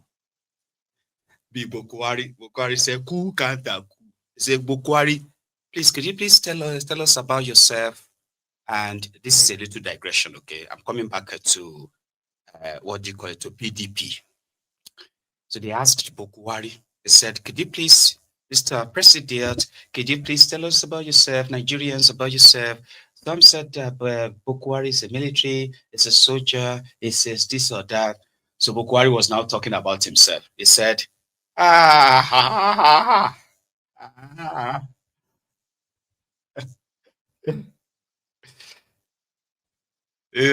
was born in Daura. From Daura, the Nigeria Army. From Nigeria Army, then we have the coup, counter coup. And I was like, what the heck is he talking about? Yeah. But anyway, PDP currently is suffering from a suspension, counter suspension. So we can practically say PDP has no official right now. It's like two factions. This one suspended this. This one suspended this. Suspension, cancel suspension. So right now, PDP has no official. So they would have to continue that battle. After they finally probably push one, because they will need to push their names through INEC, Tinubu's INEC. And once INEC says, we recognize this faction, it's game over. That is where the PDP is headed as we speak. And everything is working in the interest of a Ekolu. That's why some are saying that to get yourself out of this mess, it's likely not going to be through elections. Yeah. It's likely not going to be through elections. Because those you likely want to replace them with are also the internally displaced politicians, IDPs. Yeah. Who are also contributory to, or partly contributory to what you are facing. So it's like from frying pan to fire. I don't know. So the only thing is to get the entire establishment, the entire system, cancelled and start again. I know. They're like, how are we going to do that then? It will not be everything person go to use mouth talk like that. This is public. Even Kalu will tell you that with the way things work in social media now. I don't read social media anymore. They abuse the hell out of me. If I read it, I get high blood pressure. I get angry. I don't read it. So, if I want to hear anything, my children or any of my workers will tell me, this one say this one. If I'm tired, I say, please, forget it. Forget it. Yeah. And my children, one of the children is Sheyi. The ones that probably will read it and say, this one said, I said, forget it. He was spotted with someone who was in that one was actually calling Sheyi Tinubu president, I think, or Abi Ujumini. He's coming to change Nigeria, to bring the glory of Nigeria. We appreciate all his efforts. This is the best president so far. We are very proud of him. We are very proud of him. He has changed our story. See the young there. You know the day when we get here. And see on Monday we come out the way. He's good work. Yeah, that's the song. When my children read it. And Christians, they happen, right? There is a candidate, a governorship candidate in Anambra. I don't know his name, okay? So he's one of the governorship candidates in Anambra. And they said he's the nigger, something like that. So, quite funny. I've just seen one of your posters where you say, rise with the nigger. Who is the nigger? Yes. Are you the nigger? What does that mean? I am a nigger. What does that mean? I've just seen one of your... He just came back from the US. So the two of them are running for the position, for the post of a governor and deputy governor. So, Ozo Chief, Ezechukwu, Jafetunweke for governor Anambra, and Elvis Obi for deputy governor. They are running under the party called Action Alliance, AA. Rise with the nigger. There's nothing you won't see in that contraption, by the way. So, yeah. Let's leave that. And give me a cycle. So the next thing right here is the story. In fact, I actually needed to share with us the other part of the opposition, because it's not just PDP, they have the coalition guys too. So Bolaji Abdullahi, who is the spokesperson for the coalitionists, right? He was on Daily Trust, their media part, yesterday, right? And he had this to say. Let's add it to the convo. Can the president honestly justify releasing 51 drug dealers in one fell swoop, or even if it's incremental? Don't forget, number one, the NDLEA, the men and women who fight tooth and nail to arrest these drug dealers and obtain conviction, sometimes at the risk to their lives. And after conviction, these drug dealers were supposed to spend life imprisonment, sometimes many, many years in prison. Then after 2 years, what happened? You release them. So what happened to the witnesses that testified against them? What happened to these officers that actually stood against them in court? When you release them after 2 years. Then what was the president? Don't forget what Maiyegun told us when the first list was released, that some of them have repented of their offenses, they've been of good behavior. As a matter of fact, some of them have actually learned some trade. Come on. But there's nothing peculiar about Nigeria in this particular area. I mean, the whole idea of prerogative of mercy is a global accepted practice. Based on defined principles. And what is the fundamental principle? What social value will it bring to the society? What value will it bring to the society? If we release this person, most countries where they exercise, all countries have it in one form or the other. For most countries, the fundamental is number one.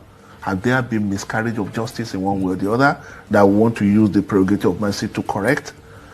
For example, if you have kept someone on a waiting trial for 20 years, right? Then the person eventually got convicted, right? The president could use the prerogative of mercy to release such individual having spent 20 years awaiting trial. right? So has there been miscarriage of justice? Is there any benefit that releasing this individual could bring to the society, or is there anything you're trying to correct? Or has this person served in any outstanding way? For example, someone in prison, while in prison, got a PhD, or did they? Then you could say, okay, you release this person. So, what social dividend did Nigeria stand to get from government releasing a drug dealer back into the society, a convicted drug dealer? But as the case is, a lot of the people on that list applied for the prerogative of mercy, as we have come to understand. Yes. And there's a committee that stood and attended to the applications and felt, listen, they've met the necessary requirements. There's a step-by-step process. Much of it didn't come from the government side. No, but the point is this, only one person has the power to exercise it belongs to, that power belongs to only one person in this country. That's the President of the Federal Republic of. So Tinubu has now decided to review his own prerogative of mercy and reversed himself on him. So they now told us now that the people they released are no longer released, especially those ones that are serving life sentences, drug baron and murderers, that they have committed their life sentences to maybe 20 years or something. That's what they say they are doing right now. So he reversed himself according to Onofunuga. Not that I actually believe it, because some of them are still back on the street. It is going to be bright Edafe. He loves to call himself SP. Bright Edafe just made a big catch in the field of this narcotic smuggling. Yes, in Nigeria, a whole boss. I am SP Edafe Bright, and this is Delta State Police Command. We've always had issues when it comes to covering of plate numbers and tinted vehicles. The reason is because there are persons who, in the guise of covering their plate number and using tinted vehicle, commit different forms of crime. Today, we have a classic example, and it's very important to bring it out for our audience to see and to know where we actually have our differences when it comes to cover plate number. This, for instance, this driver was intercepted at toll gate here in Asaba. Bearing this is a special number from Delta State government, where this will also be investigated. Upon citing him, he actually did not wait for the police, but the police went after him for about, after some minutes, they caught up with him at Mami Market. The first thing that arouses the suspicion of the policemen is the cover plate number. Then you will now see that the car is darkly tinted all round. You cannot see anything inside this Oma bus. You wouldn't know what they are carrying, whether they are carrying arms, guns, or human head. You wouldn't know. Look at the front as well. It's also covered. The plate number is also covered. You look at it. One would wonder why he covered his plate number. I will ask him this question, and you all will also witness and notice why the number is covered, because he's going to tell us. Just look at the vehicle, darkly tinted. You will be shocked and amazed when we open this vehicle and find out the contents of this vehicle. They are carrying drugs. Please come and show. Drugs in large quantity. Controlled drugs, which includes codeine, tramadol, and other kind of drugs. Now, it will take a lot to open up everything that you are seeing, but we'll just bring out a bag to sample. Now, these are CSC codeine. A If you come and take a look, just look at, it's the same thing that we're having here. The same thing we're having here. We have the same thing. We have also tramadol tablets that are also here. Just look at the vehicle loaded with drugs. No wonder it is fully darkly tinted. My oga, wetin be your name? My name na Ugochukwu. Ugochukwu, please go back. Ugochukwu, how old are you? I'm 46 years. 46. Okay. This vehicle, we noticed that the plate number was covered. Can you just tell us why you covered the plate number? I cover it because I don't want anybody to know what I'm carrying.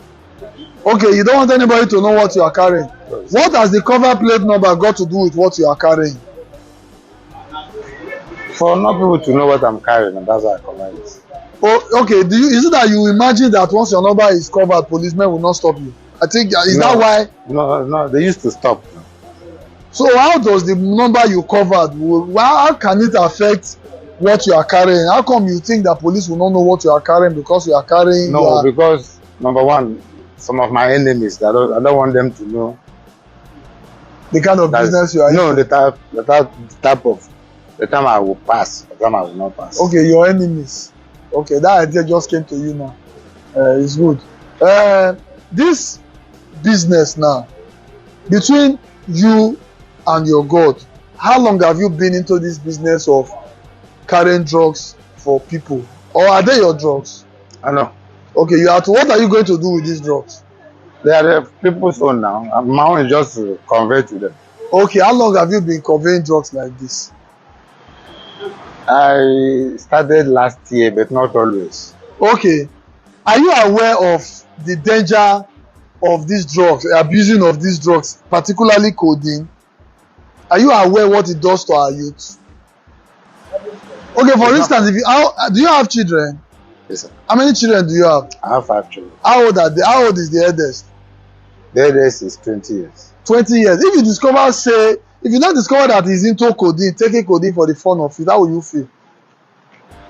Or maybe he goes to a psychiatric home, God forbid bad thing, and they say it is because he has been abusing codeine. How would that make you feel? I will not feel good. All right. So we've heard from him.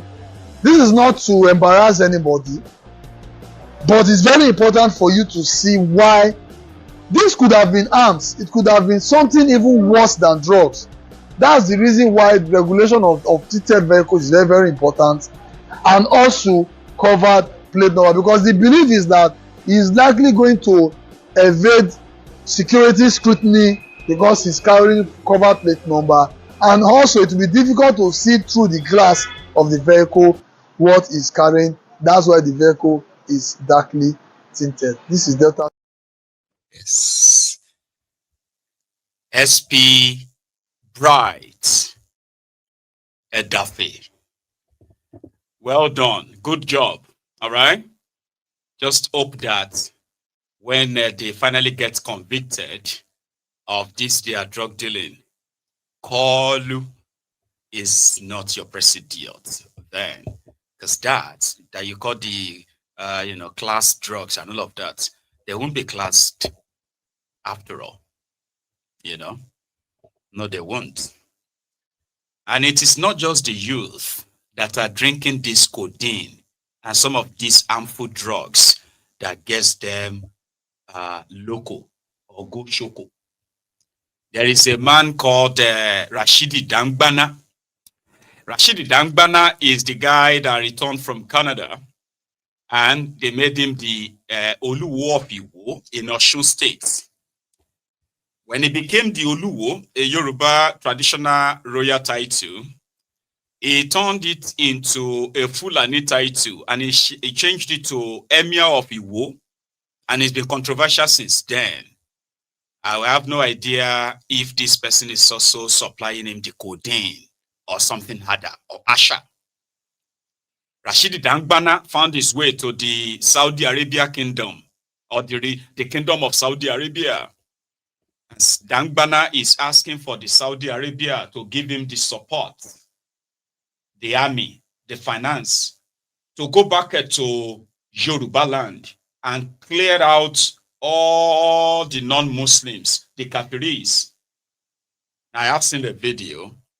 I've been trying to see if this is a doctored video, but it is not.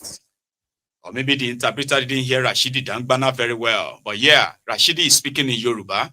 His interpreter is interpreting in Arabic to his hosts.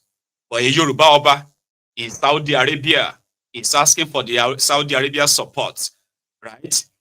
To go back to Yoruba land and clear out the non-Muslims.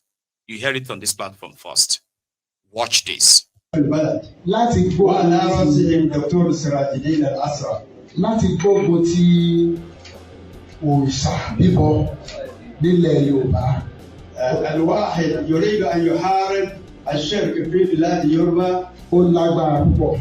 أمر صعب جدا. nítorí gbogbo àwọn ọba tí a wà nílẹ̀ táwọn náà wà ní tí wọ́n mọ̀ ní ọba gbọ́dọ̀ bọ òrìṣà.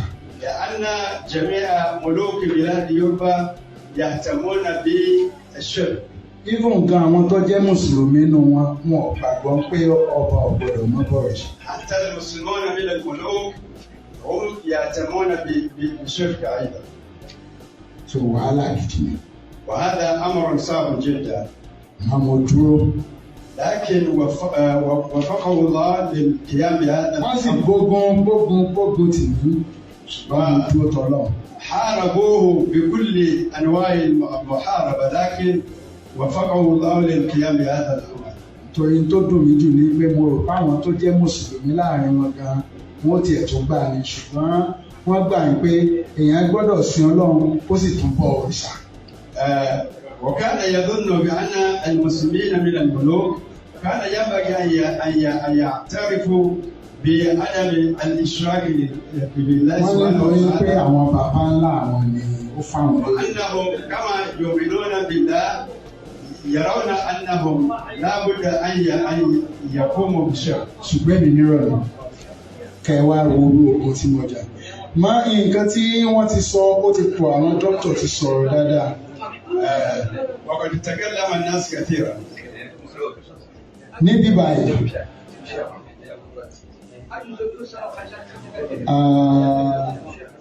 mo fẹ́ jẹ́ kẹ́ ẹ mọ bí ìbò ṣe jẹ́. هو يريد أن تعرفوا كيف طبيعة مدينة Ìwó. Ìwó tó jẹ́ pé Ọlọ́run fi mí jọba lé lórí. مدينة Ìwó التي وفقه الله ليكون ملكا عليها. mo fẹ́ jẹ́ káwọn èèyàn wọlé nítorí wọ́n ń sọ̀rọ̀.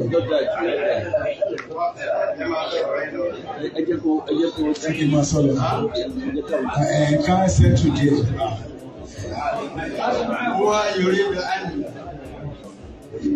يسكت الناس حتى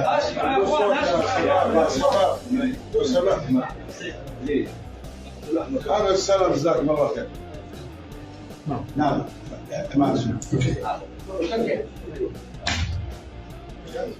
جماعة السلام عليكم.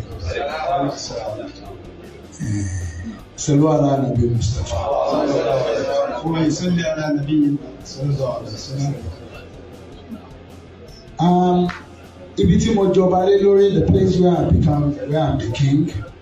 يقول بأن المكان الذي وفق يقول من كان عليها. It's a very ancient kingdom. wọ́n ní ọba tó ní tùmọ̀ ní àbújá. ọba tí الملك الذي المكان الذي. tó ti pẹ́ ancient. tó jẹ́ pé ipò tó ga dé ilé. arábìlẹ̀ yẹn sùn. المكان الذي وفق وكان ملكا عليه هو من الأماكن القديمة. ó jẹ́ ibi tó jórísun àwa tá a jẹ́ Yorùbá. وكان أصل من أصول Yorùbá. tá a bá ní Yorùbá gangan Yorùbá tí gbogbo Yorùbá lò òun ni Yorùbá ti wá. وإذا يريد الإنسان أن يتكلم عن àwa dẹ̀ lórísun bẹ̀. فأصل Yorùbá الذي نتكلم به هو الأصل الذي نتكلم به. ìmọ̀ Ọlọ́run wá ṣoore fún wa tó jẹ́ pé ọba ló gba Islam.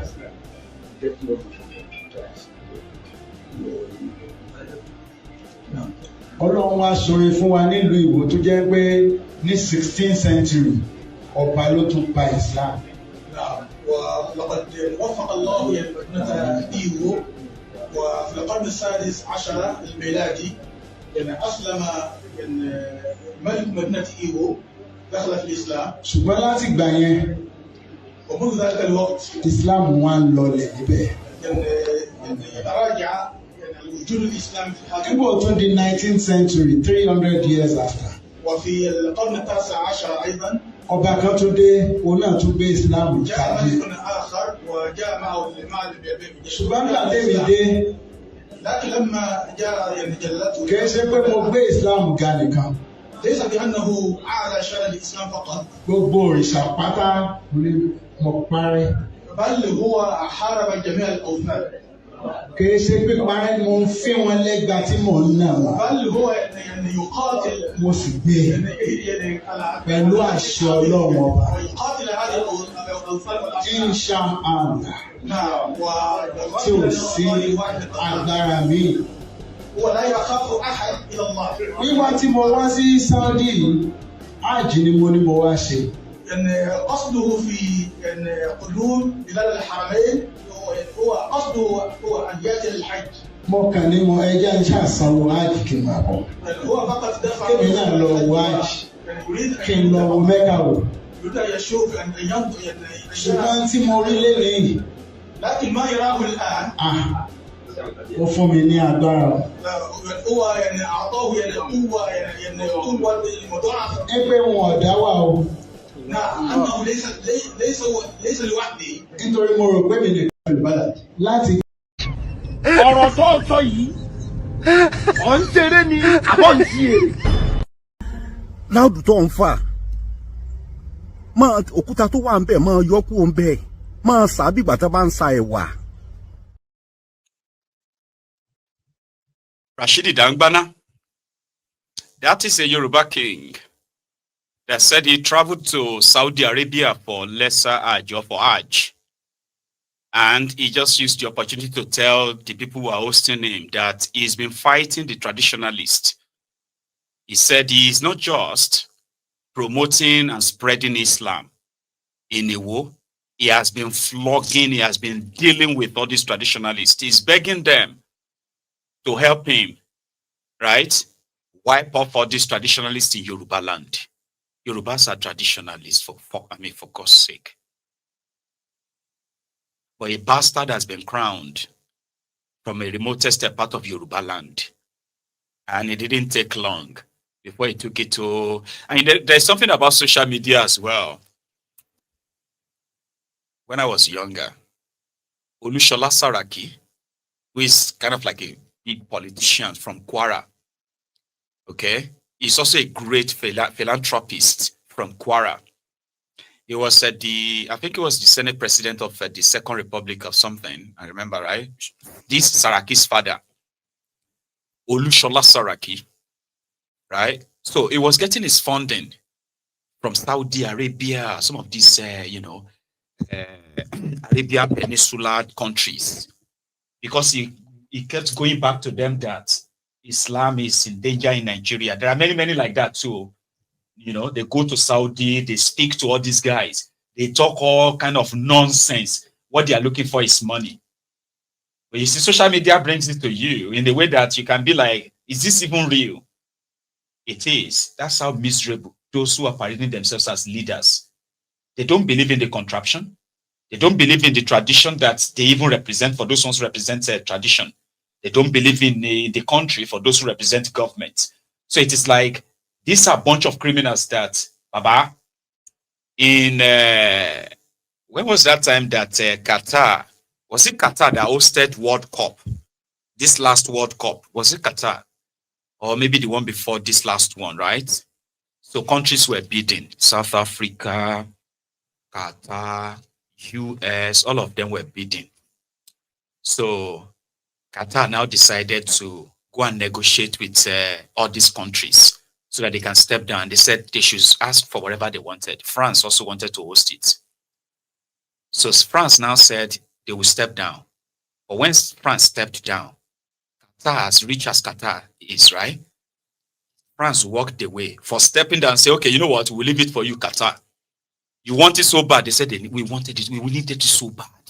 What do you want to step down for us? France walked away with 22 billion euro worth of deal. That's how much they took away from Qatar. Yeah. Qatar even bought a football club in France. One of the big clubs in France. Qatar bought it. As part of the deal, Qatar renovated facilities, sport facilities, and the rest of that, gave contract. Qatar bought, you know, say France, they produce Airbus, I think. Is it Airbus, right? They produce their own plane, like in France. Qatar ordered 50 jumbo jets from France manufacturers for their Qatar Airways as part of the deal that France said, okay, Qatar, okay, we'll step down for you. Other countries demanded for development of their sporting facilities in their country. Do you know what Nigerians demanded for?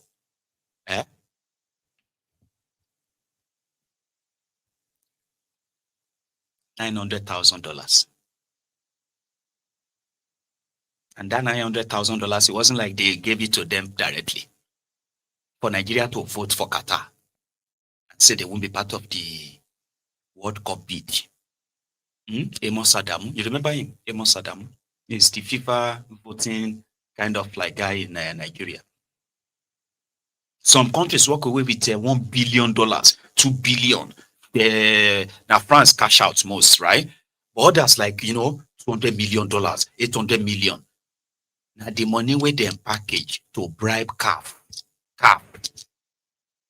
And the share that touched Nigeria representative and Amos Adamu, $960,000. And they voted for Qatar to host World Cup. These miserable people. There's nothing they can do for money. Especially when they have to kind of go and talk about the same people they are representing. Oh. That's why Tinubu goes about with Bambi Allah Bowl. Everywhere he goes, it's like Bambi Allah, Ashiri Abo, Bambi Allah. People are asking that, what do you think we can do in Nigeria? Easy in, easy out. That's Tinubu talking to them. Nigeria is ready for business. Bring your money, easy in, easy out. That is his own selling skill. After that, boy, can I talk to you off camera? Say, it's all right. What do you want? We have malaria. We have malaria in Nigeria. Children are dying of malaria. If you borrow us money, we'll take and buy malaria drug. We'll go pay back on a loan. Then the next thing they rush to the media and say, oh, Brazil, Keneko has approved $250 million for primary health care and information in dissemination. They shall form a name. And loan, Bambiala everywhere. Bambiala. You get money? Anything for us? Then they turn loans to investors. To investment loans. Call you and this guy. So that's what they do. They go outside Nigeria. They will lick the ass. They are ready for anything. Just give them money. And America will go back and print the money. Paper money. And they are willing to part with their crude oil. They are willing to part with their lands. This one is in Saudi Arabia asking for which support. They should give him gun. He should put together his own militia group. A Yoruba king, right, is ready to kill the fellow Yorubas because they are traditionalists. Make that make sense. I want you to hear the other parts because you need to hear the whole thing. Watch this. ليس لوحدي كان يظن انه يعني يحارب الاوثان لوحدي هو محارب يعني من كل مكان وما صفو جوبا president pé àníṣe for kese èyàn gidi ناس يعني يبلغون النظام في الدولة اللي يريدون ان يعزلوه mo sì dá wà náà ni. يرى نفسه وحيدا. àfàwọn dókítà yìí. لكن هو يرى وراءه àwọn tí mo máa rí lẹ́ẹ̀kọ̀ọ̀kan tá a jẹ jókòó. هم الذين يراهم معهم دائما. èmi nìkan ni á dójúlé o. هو فقط المستهدف. àtọba. àti joyè àtàwọn ọmọ ìlú. Ibùn gan àwọn tó jẹ́ Mùsùlùmí mi gan sọ pé tí ọ̀rọ̀ òsàlẹ̀ máa sọ nǹkan kan máa sáà sí ti. بقية الملوك وحواشيهم وجميع الناس يهددونه ويحذرونه أن يترك هذا الشيء كيف يستريح وينعم بحياته لا يقبل لهم. Wọ́n sẹ́ẹ̀tì mi pẹ̀lú obìnrin gbogbo ẹ̀ wọ́n fẹ́ yàwó wá fún mi ilé wọ́n sẹ́ẹ̀tì. أضراه بالنساء وبالمال لكي يرجع. Wọ́n poison mi. حتى صمموه. wọ́n tún sanwó Canadian ni mí. Canadian citizen. هو كان عنده الجنسية الكندية. Mà ní Canada wọ́n tún sanwó ẹ̀mí mi pé kí wọ́n pa mí. حتى دفع لمن يقتله في كندا. Bẹ́ẹ̀ni, ṣùgbọ́n ẹni tí wọ́n kọ́ pa mí, ẹni tí mo ti ṣàánú fún ní ọdún 12 sẹ́yìn. لكن من توفيق الله سبحانه وتعالى الذي يتزعم Èmi ọ̀dà màmá ṣùgbọ́n bó ṣe rí mi báyìí. سبق أن قد ساعده. Ẹni tí a sanwó fún. الذي دفع له لاغتياله. Mo ti sọ̀rọ̀ fún mi. كان صاحب الجلالة قد ساعده وقد أنعم عليه بأشياء. Ní 2019 ni ẹni kò pa mí. يعني في عام 2007 lèmi ti ràn lọ́wọ́. وقد سبق أن ساعده في 2007.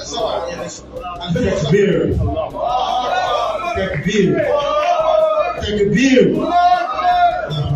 Ọlọ́run bẹ́ẹ̀. الله يعني يعتقد أن الله واحد. Ẹdúró tọ́lọ́run. هو يوصي بأن يتقي. Ogun tí mo ti gbà ó yẹ kí n máa gbọ́ mo ń sunkún báyìí ṣùgbọ́n ilé. هو يبكي هو ضميره يبكي. Mo mọ ogun tí mo من gbà. شدة ما قد واجه ما واجه وعانى. Wọ́pọ̀. هذا السبيل. Malé ní mo rí pé mo ti láwọn ọmọ ìyá. هو الآن كأنه دخل هو يرى أنه يعني في عهد جديد. Mo ti láwọn ẹ̀gbọ́n. لأنه وراءه. Mo ti láwọn àbúrò. وراءه إخوة. Mo ti láwọn ìyá, mo ti ní ìyá, mo ti ní bàbá. وراءه nílùú Saudi Arabia. وكل شيء في هذه البلاد. Láti bí. Ní Hausa ti wá ìdílé kẹfẹ́. Láwùláwà náà kò wọ́ta. هو يؤمن بهذه الكلمة. أنه لا حول ولا قوة إلا بالله. Ẹ ṣe púpọ̀ gan. Wọ́n wá fẹ́ bẹ̀ yín ìlú Ìwó mọ́sálásí tó jẹ́ pé àkọ́kọ́ ni. Kìí ṣe nílẹ̀ Yorùbá nìkan o. هو له طلب وحيد. Ní Nàìjíríà. أن في مدينته هو الذي. Mọ́sálásí ọ̀hún ojú tì ní o. قال في الجامع الكبير هو أول جوامع في قبلة يوروبا. Mọ́sálásí àkọ́kọ́ ní Nàìjíríà. Kìí ṣe nílẹ̀ Yorùbá. هذا الجامع الآن مما يندى له التكليف. Ìmọ̀ ojú tì ní mọ́sálásí ọ̀hún. من يعني يندى له. Wọ́n gbọ́dọ̀ pé bẹ́ẹ̀ mọ́sálásí tọ́ílẹ̀tì ni yóò pè. سبحان الله يعني هذا الجامع اليوم لمن يراه كأنه يعني منافع أو يعني. Nítorí pé wọ́n dojúlé lù. لأن المدينة مستهدفة لإسلامه هو. Wọ́n máa sọ ìlú ńlá wọn sọ náà bẹ̀. الطرق المؤدية إلى هذه المدينة مهملة. Èmi gan nígbà mo jọba ni mo bẹ̀rẹ̀ sí ní lọ fi cement. لما تولى. Mo bọ́ sí ojú títì tí mo fi cement. لما تولى يعني هذا المنصب هو بنفسه. Ìlú ńlá ni o. ذهب إلى هذه الطرق يعني يصلحها. Ọba 35 ni mo ní lábẹ́ mi. Kingdoms tí mo ní lábẹ́ mi. منعوم من ذلك يعني. Kingdoms tí mo ní lábẹ́ mi. Kingdoms. الممالك التي تحت يعني. Èmi ń fi ìyàrá mo ní agbára láti. 25 مملكة. 35. 35 مملكة. Ìjọba tó wà lábẹ́. أكثر من 35 مملكة تحت. هو الذي يزوجهم وينصبهم ويدير. Èmi ìṣe ọba tí èkó gbé sókè. ليس يعني هو الملك هو عرش. Mo ti jọba tí èkó tó dé. وهذا العرش كان موجودا قبل الاستعمار. Màmá dójúlé lu yẹn. لكن المدينة Nítorí مستهدفة. wọ́n mọ ògo rẹ̀ lọ́jọ́ iwájú. لأنهم عرفوا قدر هذا العرش وهذا المنصب. Wọ́n máa ń gbé irú ọlá tó lọ ń ṣe sí Mẹ́kà yìí. نعم. Tó ṣe sílùú Saudi Arabia yìí. يعرفون أن. Kò sọ lámì lu ìyàfọ̀ lọ́wọ́. نعم. يعرفون أن إذا صمد على هذه سعودي عربية يقول أمر المدينة إلى مثل ما صار لذلك يحاكونه بالكلمة. ẹni òfò ni ẹ ṣòfò láyé ẹ tún ṣe lálìkìyàmà ẹ̀yin rádaràda wọ̀nyí. Rashidi Dangbana, that is supposed to be a king in Yoruba land. Yo, Yoruba ronu. When they tell you to ronu, it is not like the Ronukus. As these, misfits continue to desecrate what should have been the sacred stools of, traditional stools in Yoruba land. They are willing to sell out. You see, it's a very good example of what I said earlier. To those of you who are saying these guys are willing, if they can give them money, right? They will sell you out. They will wage war on you. Yeah, they will work with terrorists to help chase you away if you're not going to go away. People who are supposed to be protecting you, to care for you, because that's their job. But they're always looking for an opportunity to sell you off. I'll leave you with that. Thank you very much for your time, brethren. Hello there, brethren. Good morning to you. Good afternoon to you. And a good evening to you from wherever you are joining us. It is Maiyegun live. So thank you so much for joining me, brethren. After reading the caption of the broadcast, read the description of the broadcast as well. Then like it, the video, share it. Invite your friends, invite your not so friendly friends to join us. Tell them that Maiyegun today, Maiyegun is live. And welcome to the Temple of Truth. In the last 48 hours in Nigeria, the Ronukus, starting from Tinubu, the druggie himself and his handlers, they have been in complete disarray. This time, not about the year 2027. Last 48 hours in Nigeria, I've seen the criminals in charge of Nigeria for the first time in a very long time pretended that they actually care for you. They have been running from pillar to post to prove to the world and to Donald Trump, right, that he is wrong. Trump, you are wrong. Listen, we can explain. You are wrong.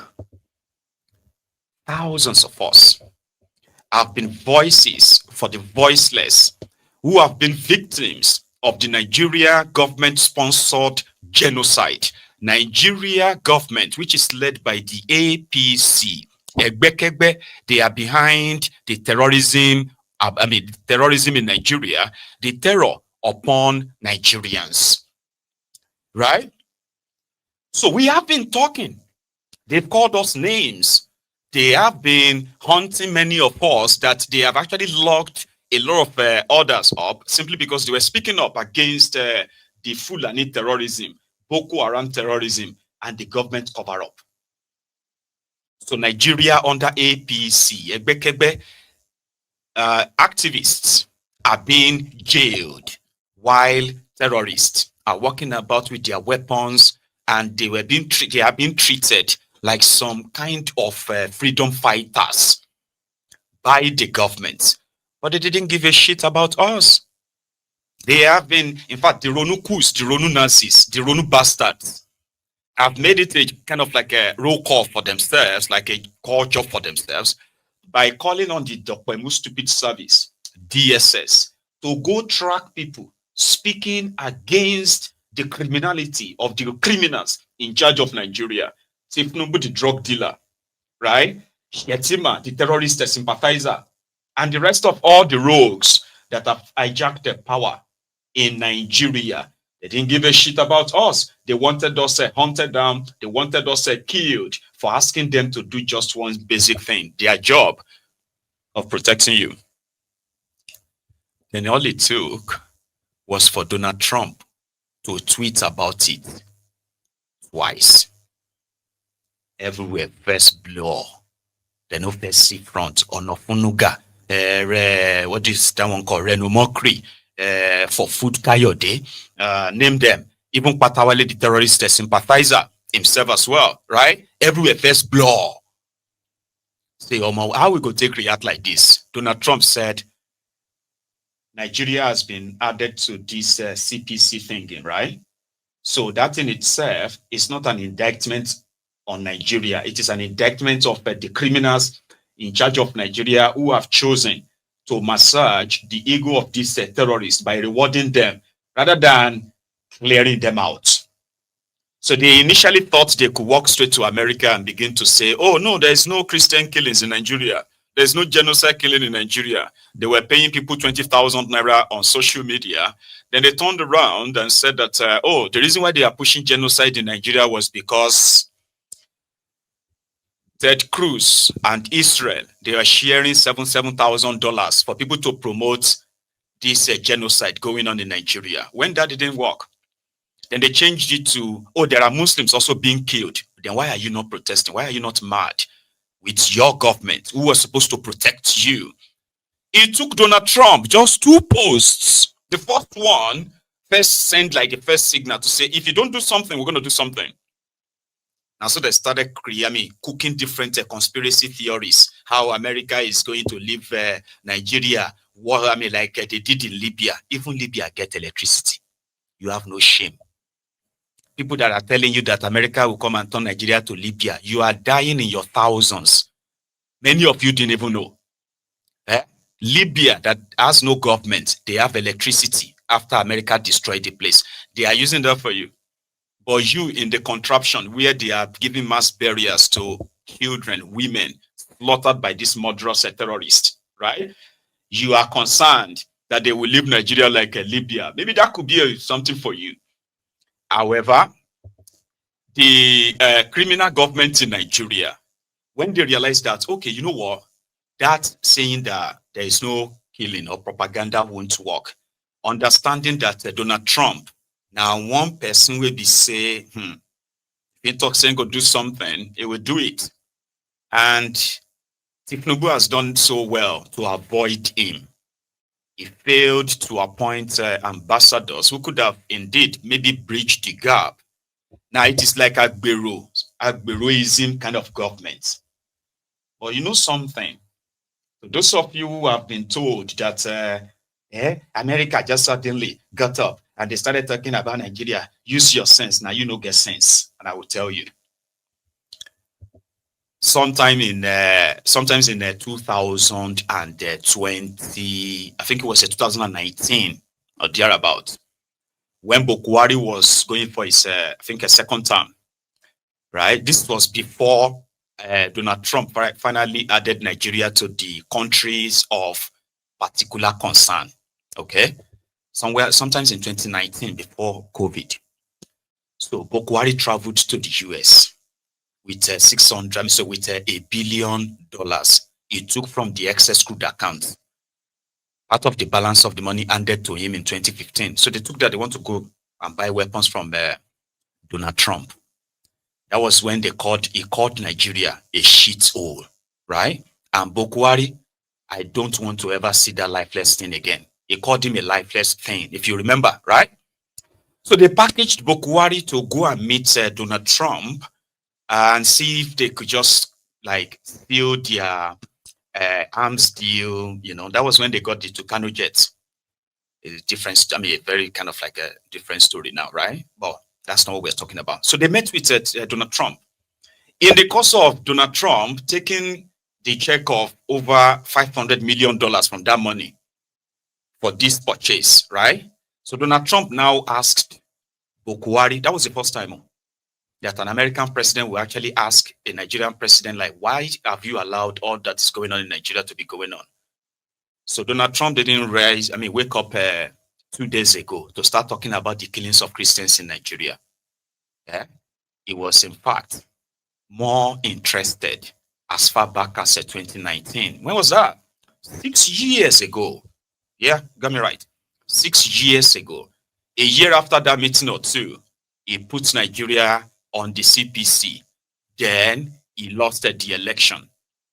Joe Biden came on board, removed Nigeria from that CPC. And guess what? The Fulani terrorism now spread beyond control. Joe Biden of the Democrats, they are gone now. The mess is there. Now the guy that saw the killings and wanted to stop the killings and put pressure on Nigeria to stop the killings, the advancement of this Fulani terrorist, Donald Trump, 6 years ago with Bokwari, who was also using the same rhetoric they are telling you today. The clashes is about climate change. The clashes is the Adas farmers clashes, but Adas farmers clashes. And they are looking for grazing routes. They are looking where to graze their cows. The blood nonsense. Bokwari was saying the same thing 6 years ago when Donald Trump asked him, why are you doing nothing about the Christians being killed in Nigeria? Yeah? Bokwari said it was about grass and other nonsense. He's dead now. But this was 6 years ago. Thank you very much. It's an honor to be with President Buhari of Nigeria. We have many things that we do together, as you know, probably especially on terrorism and terrorism related. We also have a very big trade deal that we're working on for military equipment, helicopters, and the like. We have met before. We have developed a great relationship, and we look forward to our discussion today. Very important, but again, especially as it relates to terrorism. And that's terrorism here and terrorism all over the world. It's a hotbed, and we're going to be stopping that. Also, we've had very serious problems with Christians who have been murdered, killed in Nigeria. We're going to be working on that problem, and working on that problem very, very hard, because we can't allow that to happen. Mr. President, thank you very much for being here. Thank you. Thank you, Mr. President. Thank you very much. I thank Mr. President very much for inviting me. It's a great honor. I'm very grateful for it. Certainly security, the main issue. We are very grateful to the United States for agreeing to give us the aircraft we asked for, the spare parts. We are even more grateful for the physical presence of the United States military specialists that go to our institutions in Nigeria and train them and go to the front in the northeast to see how they are performing as a result of the training given to them. So the commitment of the United States in get rid of terrorism across the world, we are first-hand experience of that, and we are very grateful for it. The problem about the cattle rearers and herders in Nigeria is a very long historical thing. But the states most concerned, they knew that the Nigerian herders never carried anything more than a stick and occasionally a machete to cut down foliage and give it to their animals. These ones are carrying AK-47. So I don't think people should underrate what happened in Libya. 43 years of Gaddafi, people were recruited from the Sahel. They were taught nothing other than to shoot and kill. With the demise of Gaddafi, they moved to their countries and to their regions, and they carried away with them the only experience they have, training, using weapons. And that's what is aggravating the situation. We are doing our best to make sure we have stopped the cross borders and so on, and to get the weapons proliferation of small arms weapons in the region checked. But it's going to take time, and the action by United States in trying to see the end of ISIS has helped us a lot, because the Boko Haram in Nigeria at one time made a statement that they were loyal to ISIS. Now that ISIS have virtually gone with the help of the United States, we are very grateful for that. And we are sure that we are stabilizing the situation of security in Nigeria. We have very much decimated ISIS. Much has taken place over the last 12 months. But Boko Haram has been terrible. And how did you do with the young women that were kidnapped? How is that going? The Chibok girls and Dapchi one. The Chibok one was before we came, 2014. We had only a number of them. We recovered about 30 of them. But the Dapchi one, there are 106 that were kidnapped. We got 100 back. 4 died. 1 is still held in captivity.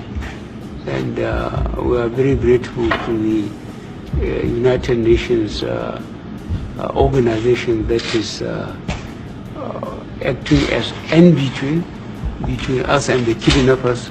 And we haven't given up. We are trying to get everybody back to join their families and their schools. A terrible problem. Yeah. Mr. President, thank you very much. Thank you very much. Thank you. Thank you very much. So that was a Bukwari, who was also using that sentence then, like, the arms from the overthrown Gaddafi's regime, as well as the revolution that happened in Libya. So the proliferation of small arms into Nigeria was caused by that. So the influx of some of the rebels and all of them, coming down to the west. But Bukwari is a liar, was a liar, and dead as a liar. You know what I mean? Bukwari aided and abetted the terrorists in Nigeria. There was a time one of his own generals even told the media this. Opportunities are out there for them. They can be rehabilitated. An ex-Boko Haram stands having laid his arms and comes back, turns his way away from his negativity. He stands to be a president of this country. He stands to aspire to any position in this country. Why is he wasting his time when he cannot even deliver? We will do that, but we have appealed to them and unity. So we're appealing to them. You know what I mean? While Bukwari met with Trump back then and got that deal to Kano jet and all of that stuff, America had to, from their own intel, America had to place an embargo on the Tucano jet that it cannot and must not be used in the eastern part of Nigeria. Go and read about it. So everything going on inside Nigeria, they are aware, because like some of you believe, some of these things happening have connections that eventually links to them or leads to them, right? But Nigerians are being killed. Your criminal politicians are not doing anything, right? The political will to deal with the terrorism is not there. Rather, they are dismissing these killings. When Tinubu was with Oplesus Odenjo in Owerri a few weeks ago, when these things were still like a brewing, the president of Nigeria, supposed president of Nigeria, his reaction, dismissive until now. No religious persecution in Nigeria is a lie from the pit of hell.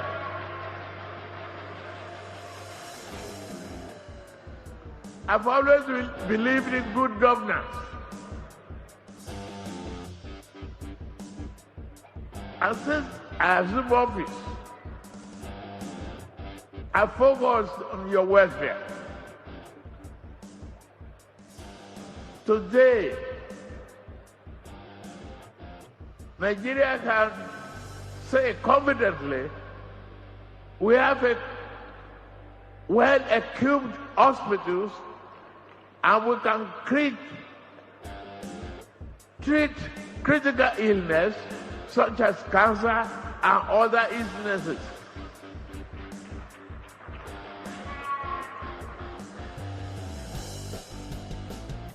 We are investing in the welfare of our people.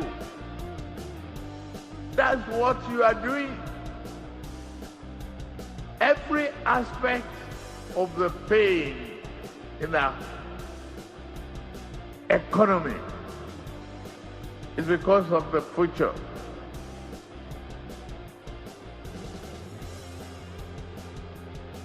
And I am giving you that confidence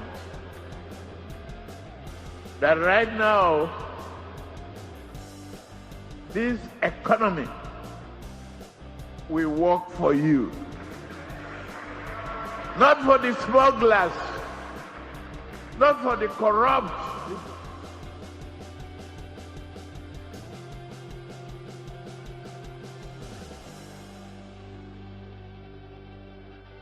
You have been patient. You will persevere with us. You build an understanding.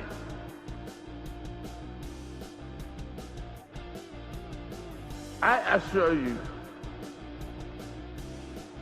Nigeria has just turned the corner. You will see prosperity. You will have it. Nuisance leleyi. Nuisance leleyi.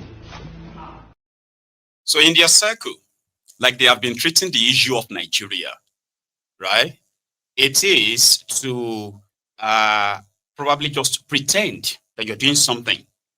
And then you continue to tell the people, right, to believe that you are doing something. And don't believe anyone else, just believe us. We are doing something, everything is fine. And in fact, it is because Nigeria economy is getting better.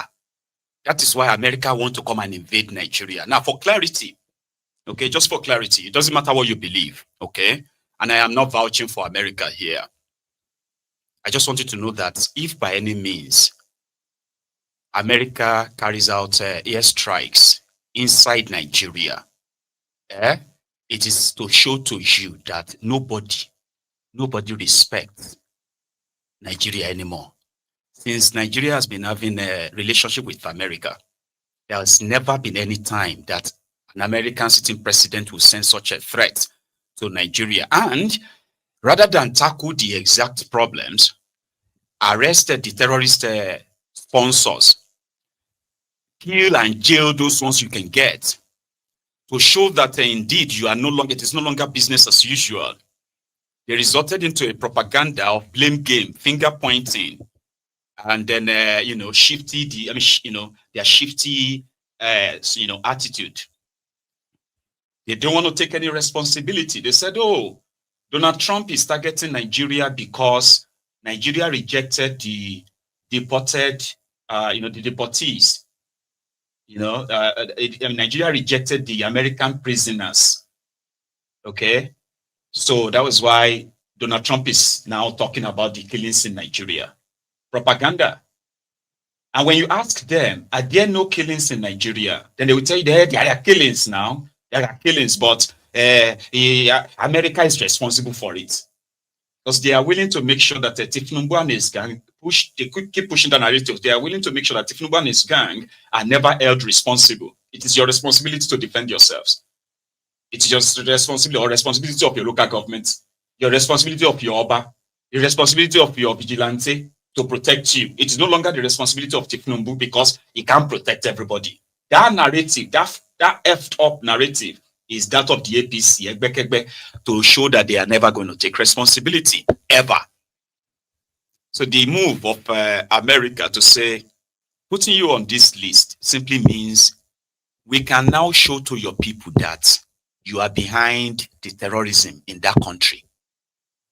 If you are aware that America is sponsoring some of these terrorists, like these criminal politicians are trying to put in your head, they have the power to expose that now.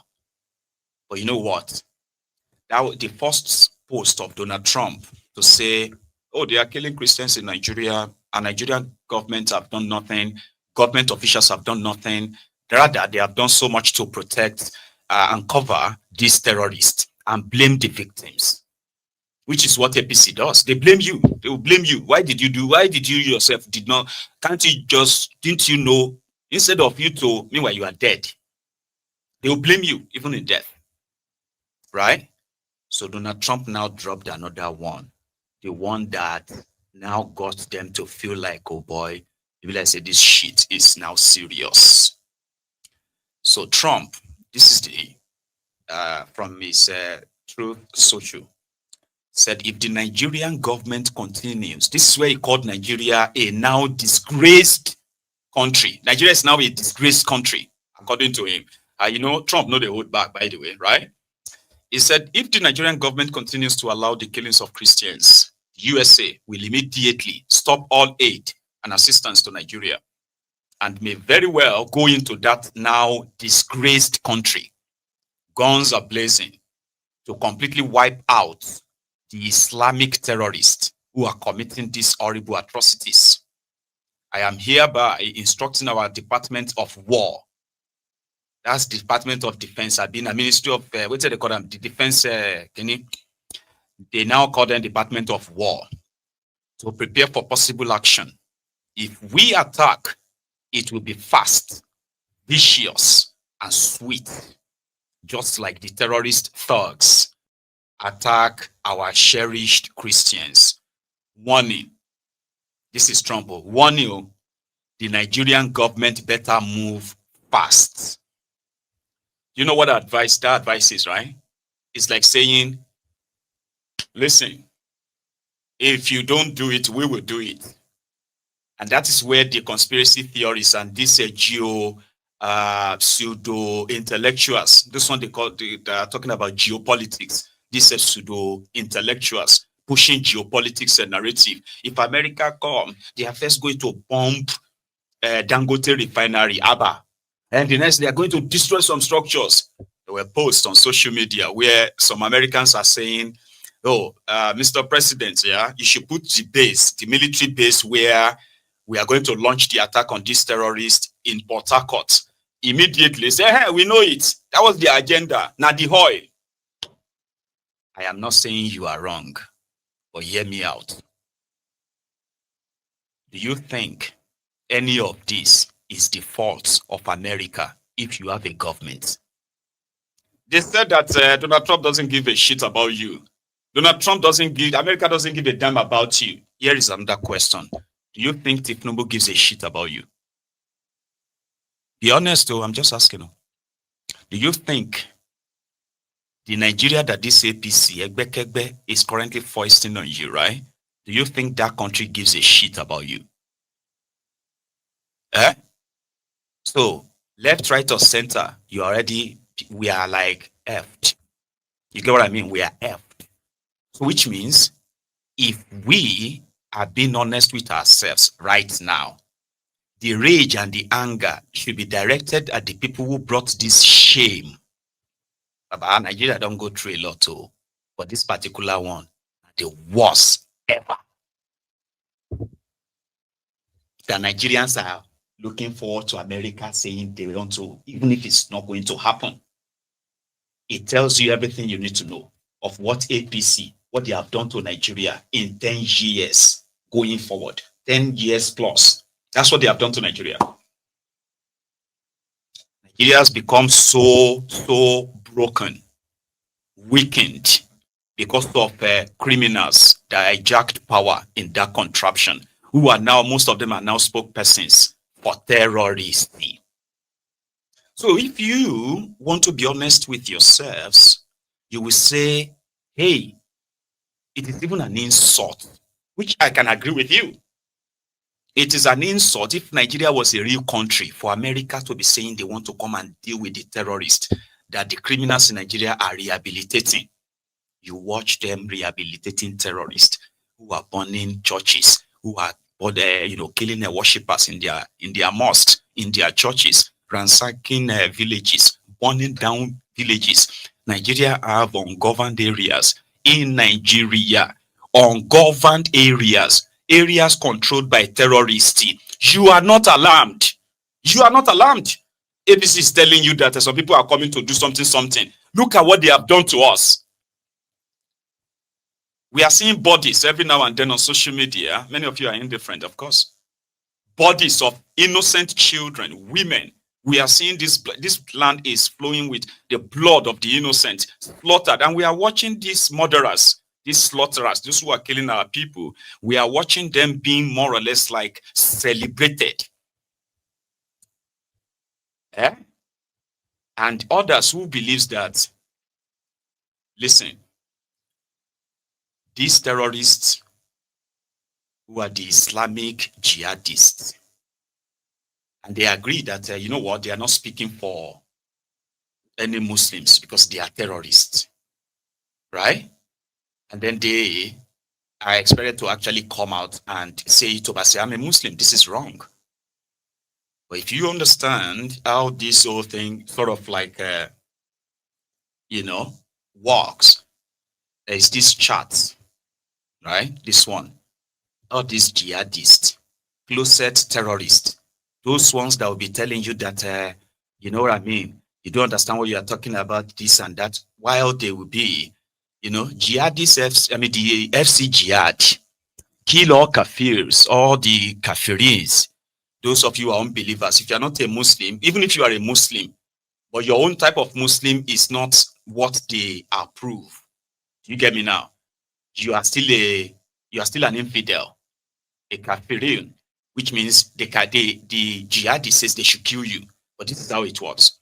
The radicals, the Islamic terrorists, those are the ones that goes out to kill people, slaughter them and all of that stuff, right? The ones that play the midfield in this their jihadi FC, right? The radical Muslims, those ones that talk tough, especially on social media, on radio, and all these places who are always making all these threats. Sharia has come to stay. Blasphemy is part of our religion. Anybody who doesn't agree with that can go to hell. This is our religion. We cannot, Sharia is our blood, in that contraption. Those are the radicals. Those are the ones who can't really kill directly. They will kill if they have the chance, but they will just back the terrorists by telling you that now they misunderstand these terrorists. Then you see those ones they call the moderates. Those are the ones that speaks all kinds of languages. Those are the ones that will explain the radical to you. Explain the terrorist to you. And they will still tell you that, you know something, those people don't represent Islam per se. Okay, there is no violence here and there and all of that. Those are the moderates. We want the moderates to be honest now and don't defend them. Do not think when people call out these terrorists and their sympathizers, it is a direct attack on your religion. Those are the moderates. Those ones who get easily offended, they are easily pissed. They will tell you that they don't support terrorism, but they get offended because you are calling out these Islamic jihadists, these terrorists, slaughtering Nigerians. They will say you are attacking Islam. They are moderate, they are terrorists too. I promise you, they are. Now in Nigeria, they have decided if the Segbekegbe makes things like this, like normal, in a country with government. So,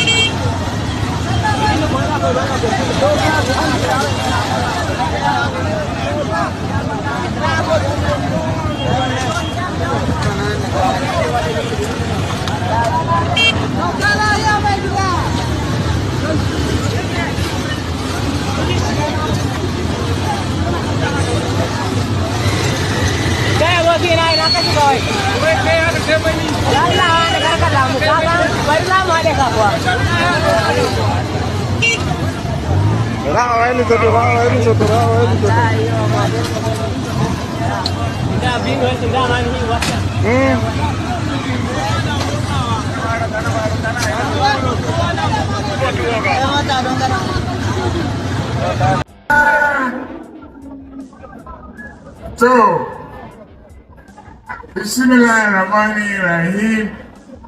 A'udhu billahi minash shaitani rajim.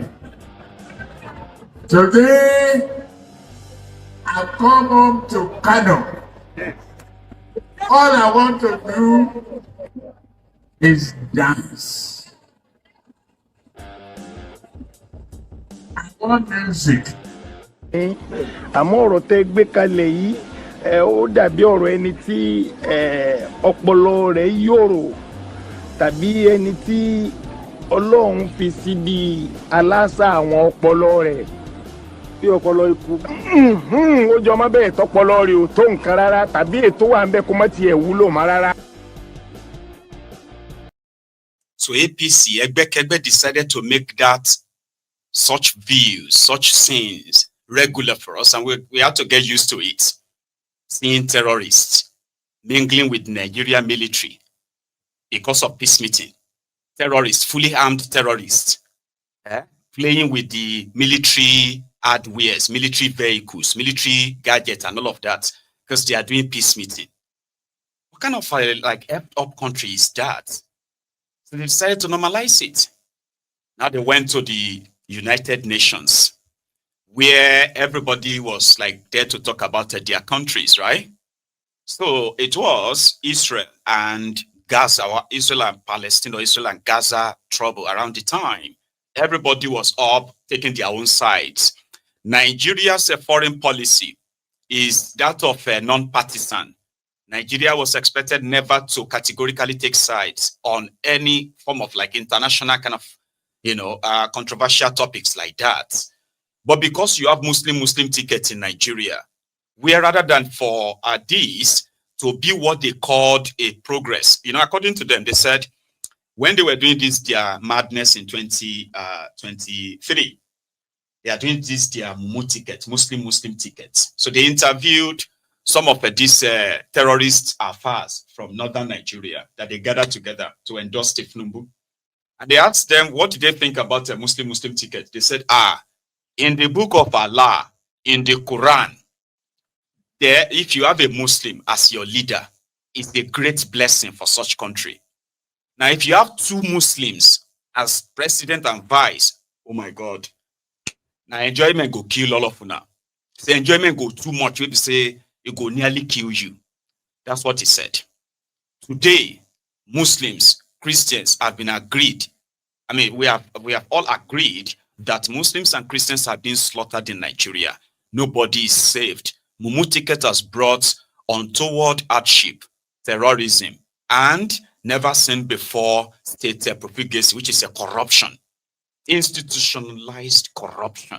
That is what the Muslim ticket has brought upon Nigeria.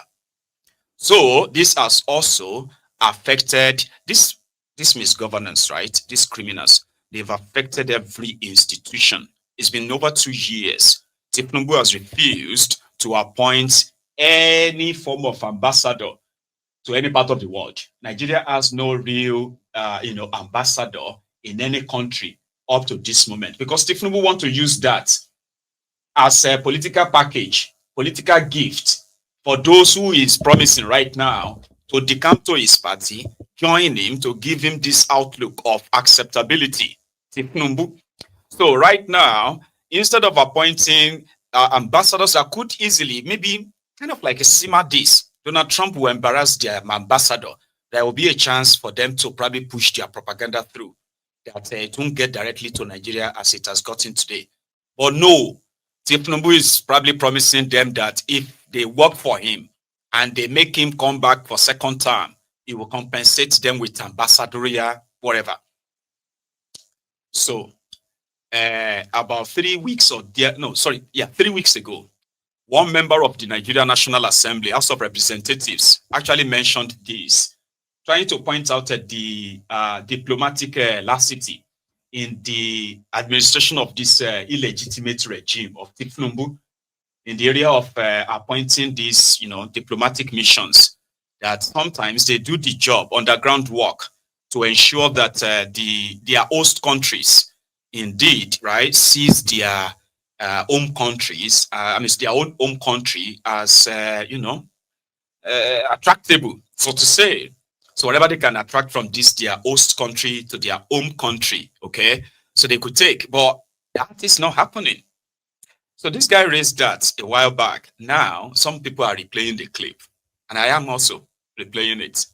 We are still on the alleged invasion of Nigeria, planned invasion of Nigeria, as Tinubu currently, maybe, but you should know, Tinubu currently have less than 72 hours to end terrorism in Nigeria, or to show that he is actually working to end terrorism in Nigeria, or else you and I will be talking about another thing in the next 3 days. Go and write that down.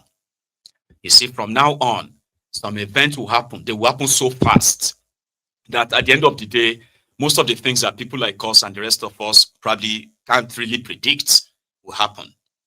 And I will say something after this video. Watch this. Our constituency of Edo State, a very proud Benin chief. Mr. Speaker, this is a very, very sensitive and serious issue we have at our hands right now. Mr. Speaker, Nigeria cannot afford to avoid global politics. Just like my honorable senior colleague alluded, Honorable Sada Soli, that what we are seeing here is global politics, and we cannot shy away from it. It is not enough to say we are being targeted as a country, but we must put in place the necessary machineries to fight a cause like this. Mr. Speaker, as we speak, I don't think Nigeria has an ambassador to the United States.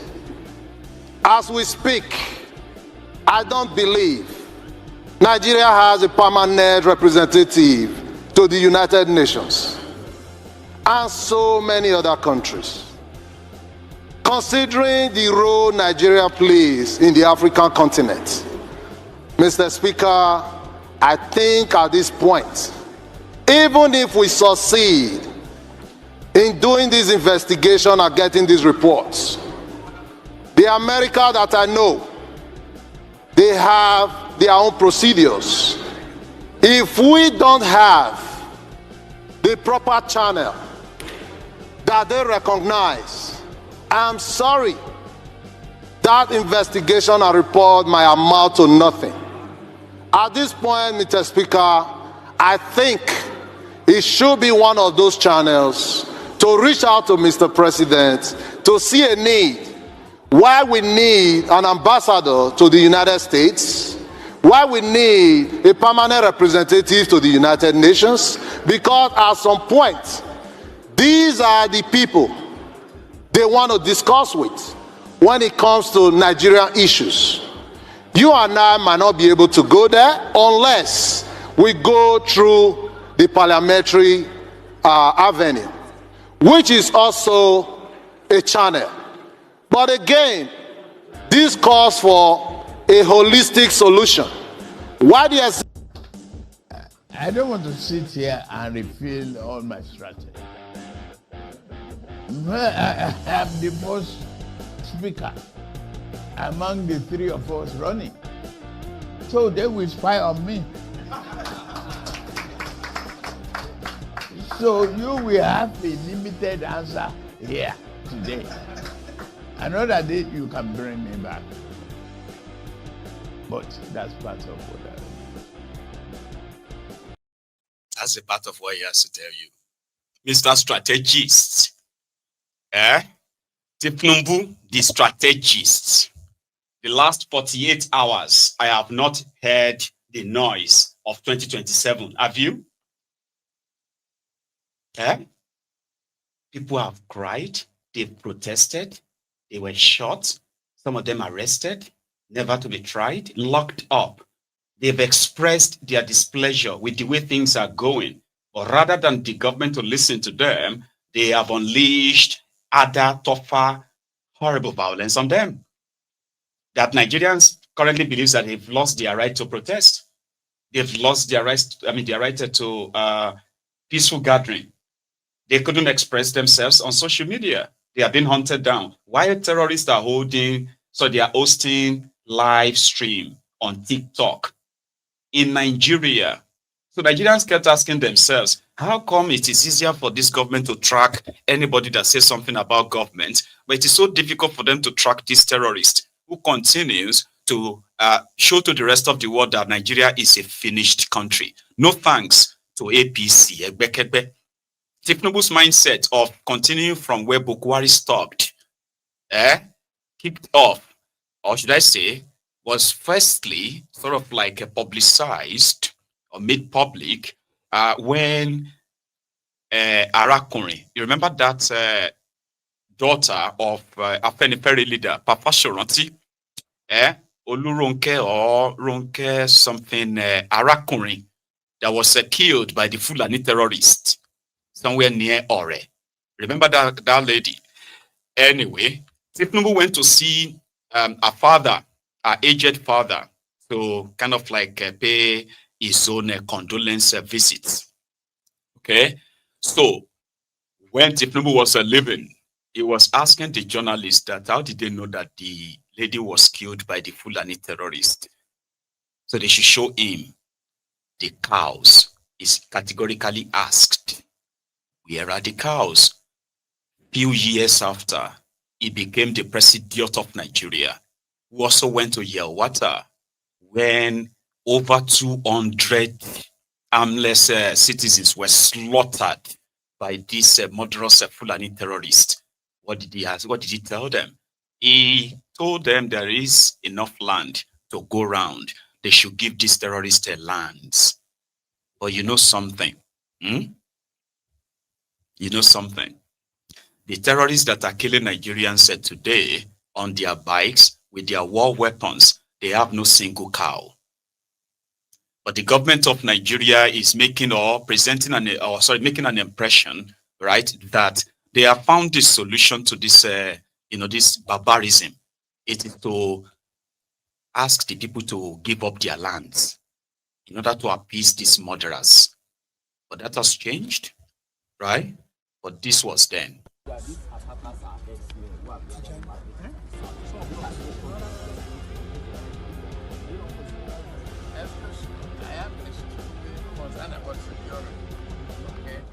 I don't want a stigma. I can go through history of kidnapping, and you are matured enough. We know how it started, where it all started. There are a lot of copycats. How many years ago have we faced insecurity in this country and cases of kidnapping?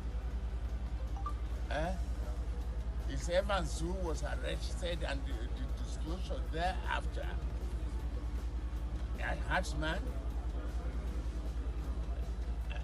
I don't want to be political. I will ask you, where are the cows? So that's the guy who later forced himself to become the president of the contraption. And up to this moment, he doesn't believe the narrative that is not from them is not real. They were once the darlings of the White House in America. They were the darlings of the Democrats in America, who have also participated in influencing the elections in Nigeria. Here you get, they have brought APC, Egbekebe, to power. So right now, a Republican is there, and he is not their friend, but they want you to believe that, you know what? She didn't have the same American installed him. Our brother, David Undein, has been going mental. Because, you know, David, being passionate about what he believes in, right? He will keep knocking, he will keep pushing until some of what he's predicting will come to pass. But there's something he's also missing in this sense. You can't sell fear to people who have already been somehow conquered in that sense anymore. Because here is something. Nigeria has been invaded by all kinds of interests, and it didn't start today. Nigerians have been so shortchanged that anyone who thinks that Nigerians as of today, that we have seen, I don't know tomorrow, The Nigerians that we have seen so far, they believe that they have done everything. They've tried to stand up. They've organized. They've tried to, speak up. They've been killed. They have also tried to join their elections. They've been rigged. So what else do you think they should do? Like in this sense, when the APC, Egbekebese government, feels like, like they are so powerful and untouchable. So Nigerians feel so powerless.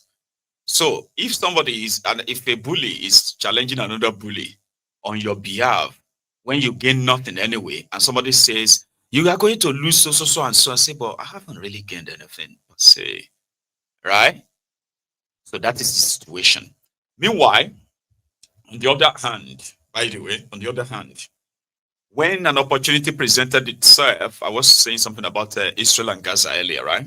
So opportunity presented itself for somebody who is representing Nigeria to take the Nigerian situation to this world stage, where everybody can say, oh, somebody the vice president of Nigeria, right, is talking about how Nigerians are being killed, Muslims, Christians, and all that.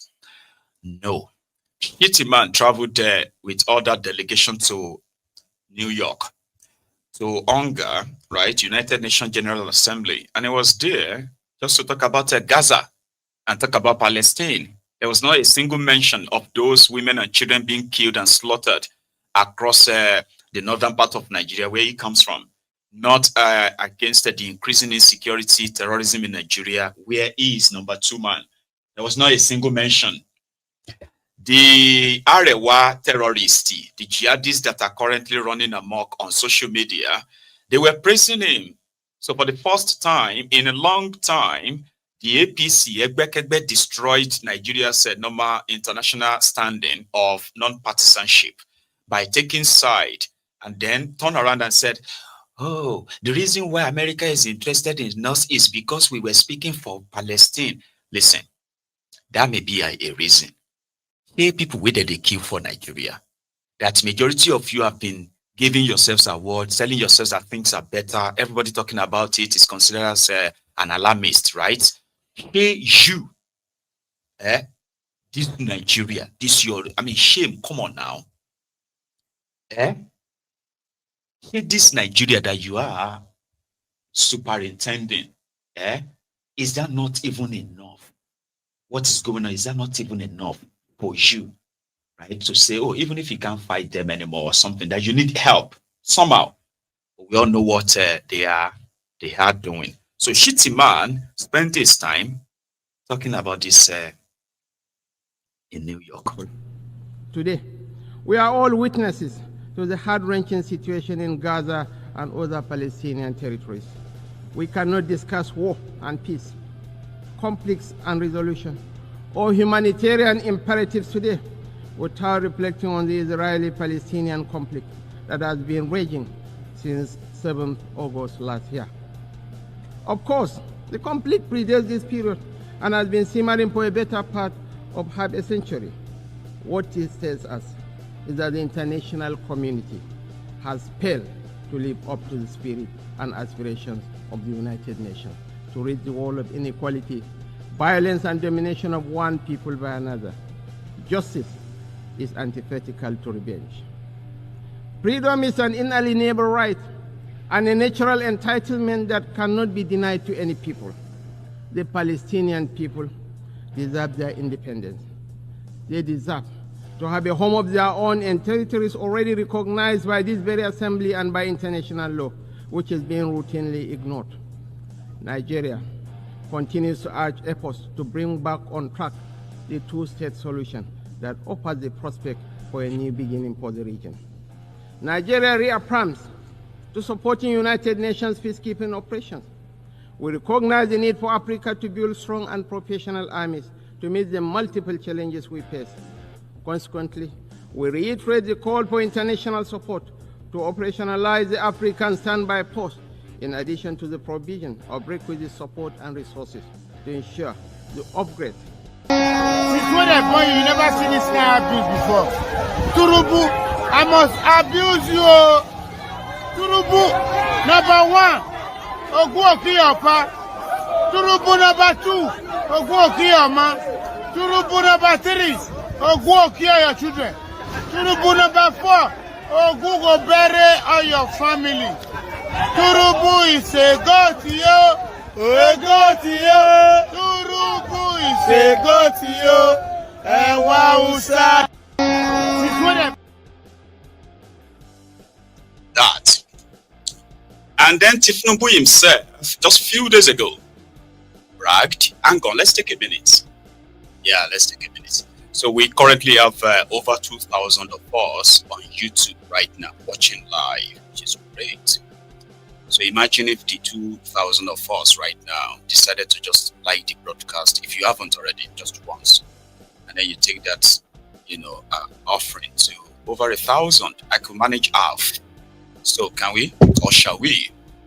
It won't take much of your time. If you haven't subscribed onto Maiyegun's Diary Politico, this is what we do. If you think this is interesting enough for you, to hang around. I promise you will regret it. Okay?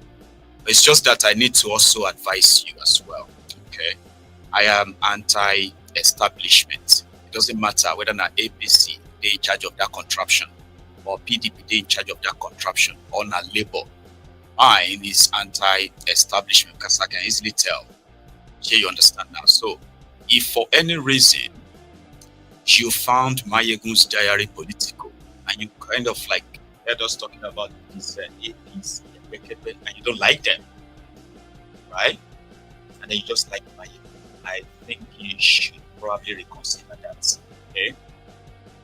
So there could be a time that it's going to be some of your pastors. They are those Baba Jews.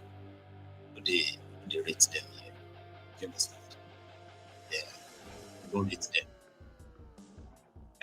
Because we need to let you know that everybody that is playing a role in what is going on in that contraption, you get me now, we do not have any respect for them.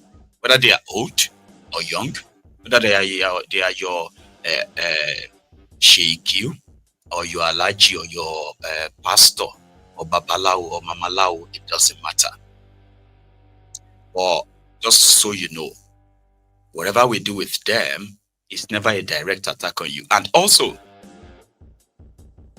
maybe the time you joined could be, apologies for that, by the way. I should have stopped the sound. I just kept talking. So the point I'm trying to make is that on Maiyegun's Diary Politico, right? Anything that is the establishment, we call it anti-establishment.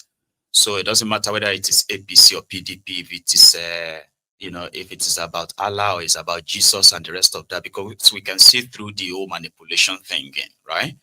So also, if you are somebody who is a politically correct person, some people who feel like we should respect these people. You get what I mean? Like, you can't just show some respect. You should respect your elders. Now, we they cause people like that here. Don't come and play the smart one or what have you on Maiyegun's Diary Politico. Do you get what I mean? So whatever is said on Maiyegun's Diary Politico about these guys, none of them is like by error. Somebody like me now, if I want to call them any name, whatever I call them, whatever I say about them, when I feel like cussing them, you know what I mean? None of them is a mistake. So don't think I need your advice. All right? I'm talking to our new members, all right? So I don't need your advice on how to talk to these criminals. I have been talking to them like this for over a decade. So you joining us in the last few days won't change that, okay? I do not have respect for them. That's what I'm trying to say. So if you see them as your fathers or your mothers, I don't. And listen, it is not out of disrespect. In fact, it is out of reciprocatory respect. They have no respect for us. They don't give a shit about me and you. You know that. Right? So when people don't have respect for me, I don't have respect for them. And I can tell you, your criminal politicians don't give a shit and they don't have respect for you. That's why they could do all they are doing. So it is not in your place to respect them. Whether they are old, young, from your tribe, from another person's tribe, from your religion, from your household. But if you don't care, we'll be fine. I promise you, we'll be fine. So don't say, man, I thought this guy is a responsible person. Why are you talking to elderly people like that? Is Tinubu not old enough to be your father? I'm going to kill your father if you come and say that on Maiyegun's diary Politico. Like, you know what I mean? Once I see your name and all of that, you know, I just tell the member of the temple that one lunatic has escaped the asylum and somehow found themselves in our midst. So I do not have respect for the criminals in charge of Nigeria from the A to Z. Sure you get. But if you have respect for them, it is your right. Okay. So now let's continue. Okay. The respect that these criminals have for the terrorists is like that. And the level of disrespect they have for you as the citizens is like that. You hold them no respect. If you see Tinubu, call him Tinubu. The Jaga bandit, the Jaga addict, Ashiwaju Awole, Ashiwaju Awatole. You know what I mean now? Some call him the Jaga Pupu and all of that. Call him whatever you want to call him. He's not your father. Your father won't treat you like that. The way these guys are treating Nigeria and Nigerians. They have no respect for you. Therefore, politically correct mofos are strongly advised on Maiyegun's diary, Politico. Unnecessary though, you get what I mean? So, Kalu, who has been borrowing and borrowing so that Nigerians can continue to sorrow. You know, they say the more you borrow, the more you sorrow. More borrowing, more sorrowing. So whatever it is that they are cooking, all those fake data, all those lies that they are feeding you, but you can't really feel the impact of what was supposed to be positive things they are doing because they're not doing anything positive. Promise you. Right? If you are doing anything positive that affects or touches millions of people, you won't even need any PR. You won't even need any influencers to be paid to go tell everybody that things are getting better. No, you won't need that. But Tinubu and his gang continue to mesmerize themselves and tell themselves that they are doing well. Those who are against or those who criticize system are those who just didn't want better for Nigeria. They want better for Nigeria, blah, blah, blah. And I think it was a few days ago as well, when Kalu was bragging of, I think it was a few weeks ago rather. So he was bragging of, the accomplishment of his illegitimate regime, man that is telling everybody that he's making more money. And states are getting more money from a devalued currency that has lost over 1,500% of its value, Nigerian currency. He kept on borrowing from left, right, and center. Everywhere he goes, everyone he meets is asking them for money, not real investment. Because somebody's going to invest in a country that is being ruled by a drug dealer, a drug baron, and then seconded by a terrorist, sympathizer. And on like that. The person who is the Minister of State for Defense in Nigeria, his name is Bello Patawale. He is the former governor of Zamfara State. He is at the arrowhead of one of those politicians in Nigeria who are involved in illegal mining that have hired armed terrorists who have continued to wreak havoc in Zamfara, the state. He was governor before. DSS screened him and they made him minister in Nigeria. They put him in charge of defense. His own successor, Lawal, screamed out and said all his efforts to try to end all this madness in his own state, Zamfara, has proved abortive because even when they catch all these terrorists and they take them to court or something, the order from above always comes from Abuja to let them go. While Patawale will drive down with the retinue of, soldiers, security, he will drive down to Zamfara to go and mock them that whatever they are facing is Zamfara. Was simply because they rejected him in 2023. So they rejected a terrorist sponsor who was also their governor in Zamfara state. Tinubu re-empowered him and made him minister. Today, Zamfara is the hotbed of the terrorism in that country. Do you want me to go on and on and on? There are many of these shady characters that Tinubu has given power to, so as for them to advance this madness, these killings, this terrorism.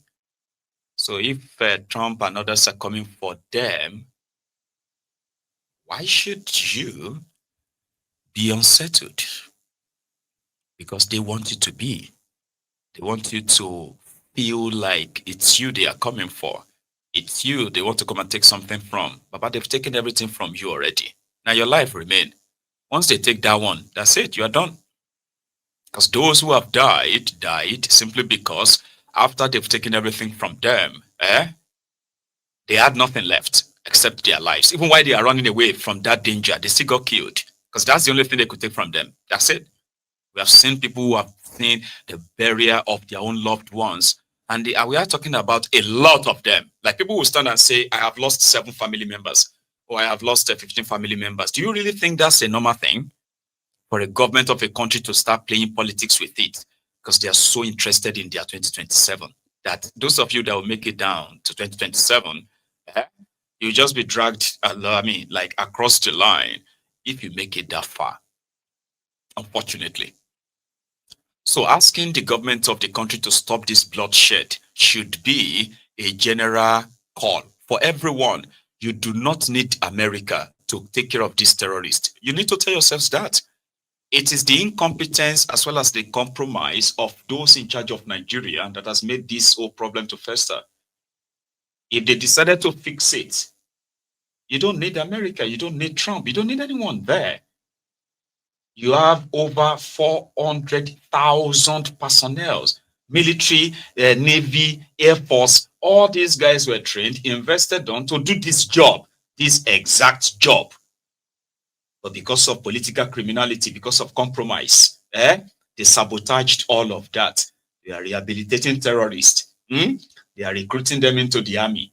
They are saying that they are working with the military, but the more they recruit them, the more they rehabilitate them, the more the problem escalates. Today, terrorism in Nigeria is an industry. Those who are benefiting from it are in government. So we do not expect them to start arresting themselves, right? So if they won't, and the problem fester, people keeps dying, what other alternative do you think you have? What other alternative? You are worried about America. You're not worried about how to actually drag Tinubu and his gang. Tinubu and his gang are telling you that they are doing their best. And you have seen what their best is, what their best could do. Their best will kill you. And they want you to take it that way. They want you to think, right, that, America coming, this and that is bad for you. What is bad for you is the fact that these guys want to understand, to keep the status quo, keep praying, while you watch them keep massaging, pacifying these terrorists, the way they have been doing in the last 12 years. Think about that. Anybody is a lawyer, and Reverend Buba is a reverend. No. Prophet Buba is a prophet. Lawyer Inibe is a lawyer. They both have a view. And there's another one, and that is our own DF, the Lefarotimi. You'll have 1 or 2 things to say. I'm going to take you to them.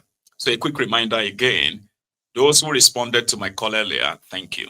Please, if you haven't liked the broadcast, please do right now, okay? And let YouTube count it while you are here. Because if you do it later, it won't be counted now. It will just be like after. So like the broadcast, hear it, okay? Subscribe to the channel as well. Set your notifications so that you won't miss anything. But here is Inebe upon Tinubu's, upon Donald Trump's announcement, okay? So here. I don't think that the Trump administration, or President Trump in particular, have any interest in regime change in Nigeria. I don't think that is part of their foreign policy objective, to use force to remove Tinubu from power, as some people are speculating. I think what we are simply seeing is diplomatic pressure, and I don't even think that the US government has any incentive to engage militarily in Nigeria. I think what is going on is just diplomacy at work. That is my assessment of the situation, and it is an honest assessment. I don't think that there will be actual military action in Nigeria. I don't envisage that. I'm not ruling it out, but I don't envisage that. Now, do I support military, the deployment of military force in Nigeria? I don't. I don't think we need foreign intervention in Nigeria. I don't think that the West is going to solve our problem. But at the same time, we simply cannot continue on this trajectory, on this senseless trajectory of inaction, of government complicity, of our government emboldening killers, emboldening terrorists, giving them a free pass in the name of non-kinetic strategy, something needed to happen.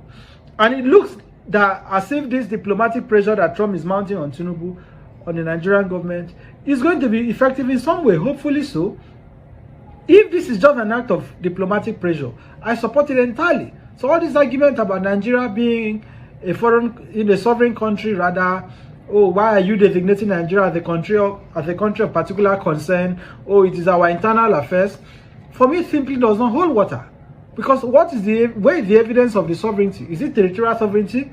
When they are telling us that these terrorists are largely foreigners from Niger and the Sahel region, from Libya and so on, that is what they have been telling us over the years. So where is the territorial sovereignty? When communities in Nigeria have been invaded, taken over by terrorists who are imposing ransoms on those communities, something needed to happen. These killings have to stop. The victims, be they Christians or Muslims, are Nigerians. The government has a responsibility under Section 14 of our Constitution to guarantee life. That is the primary responsibility of government, which the Tinubu administration has failed. It has failed. It has failed embarrassingly so. Something needed to happen. We simply cannot continue like this. So to simply dismiss what is going on, that those of us that are not coming out to say the US should not have an opinion that are unpatriotic is nonsense. Nobody hates Nigeria more than Nigerian politicians. They despise this country, and the evidence of that is clear. When you have a president that goes abroad for headache to treat all sort of things, even without disclosing to us, all our politicians are going abroad for medical care. The lawmakers, the governors, all of them, they're acquiring properties abroad, sending their children abroad. Mentally, they have seceded from Nigeria. So this fake patriotism they are preaching to us, I simply do not get it. Oh, they are coming to steal our resources. The resources have already been stolen. It has been stolen. They have fleeced the country. The country is broke. They are borrowing to fund their corruption. They are borrowing to fund their ostentatious life. So let us stop pretending, oh, that this regime cares about the country. They don't care. They do not care about Nigeria. If there are those who despise Nigeria more, it is the politicians. Nigeria gives them everything because they have to write a blank check for themselves. They write how much they want to pay themselves. They write how much they want to collect as allowances for travel, for medicals.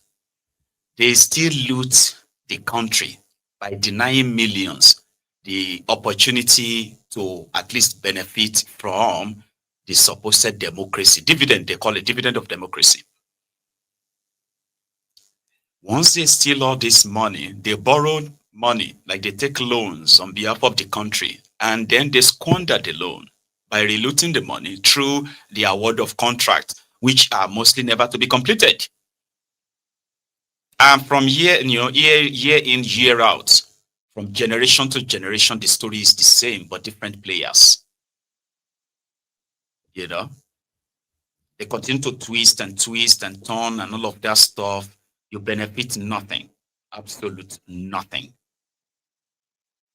But then they take the money abroad to go and buy themselves properties. They send their children abroad. Their doctors are abroad. They do not believe in Nigeria. If you want to know those who don't believe in Nigeria, or they have the opportunity of making Nigeria, if you want to know those who have the opportunity of fixing Nigeria from different times, but they botched it. They are the politicians. They hate Nigeria so much that they can't believe their luck, that many of you don't even know that. They have mentally seceded from Nigeria. These guys are buying themselves citizenship of different countries. They are keeping it away. They are buying for their children. They are making you believe that if anything goes down now in Nigeria today, they will be the first to leave and run away. But they are telling you that it is your country. You need to this and that by being on their side, by believing them that they actually care about the country. They're saying all these things, but what they are doing is opposite. They are agreeing to the worst of the worst deals that continue to impoverish the people, devaluing your currency because you want to collect money, not because you want to try to upset the global trade, by devaluing this. You know, something that the South Koreans, they do. China do that as well. You know, what they want to do this their trade battle to balance this or that, and Nigeria has none of that. It's about money, loan. And what are they using for as collateral for the loans? Your mineral resources. They won't even disclose them to you and tell you that, oh, we have used these resources for this. They won't tell you anything. They don't believe in Nigeria.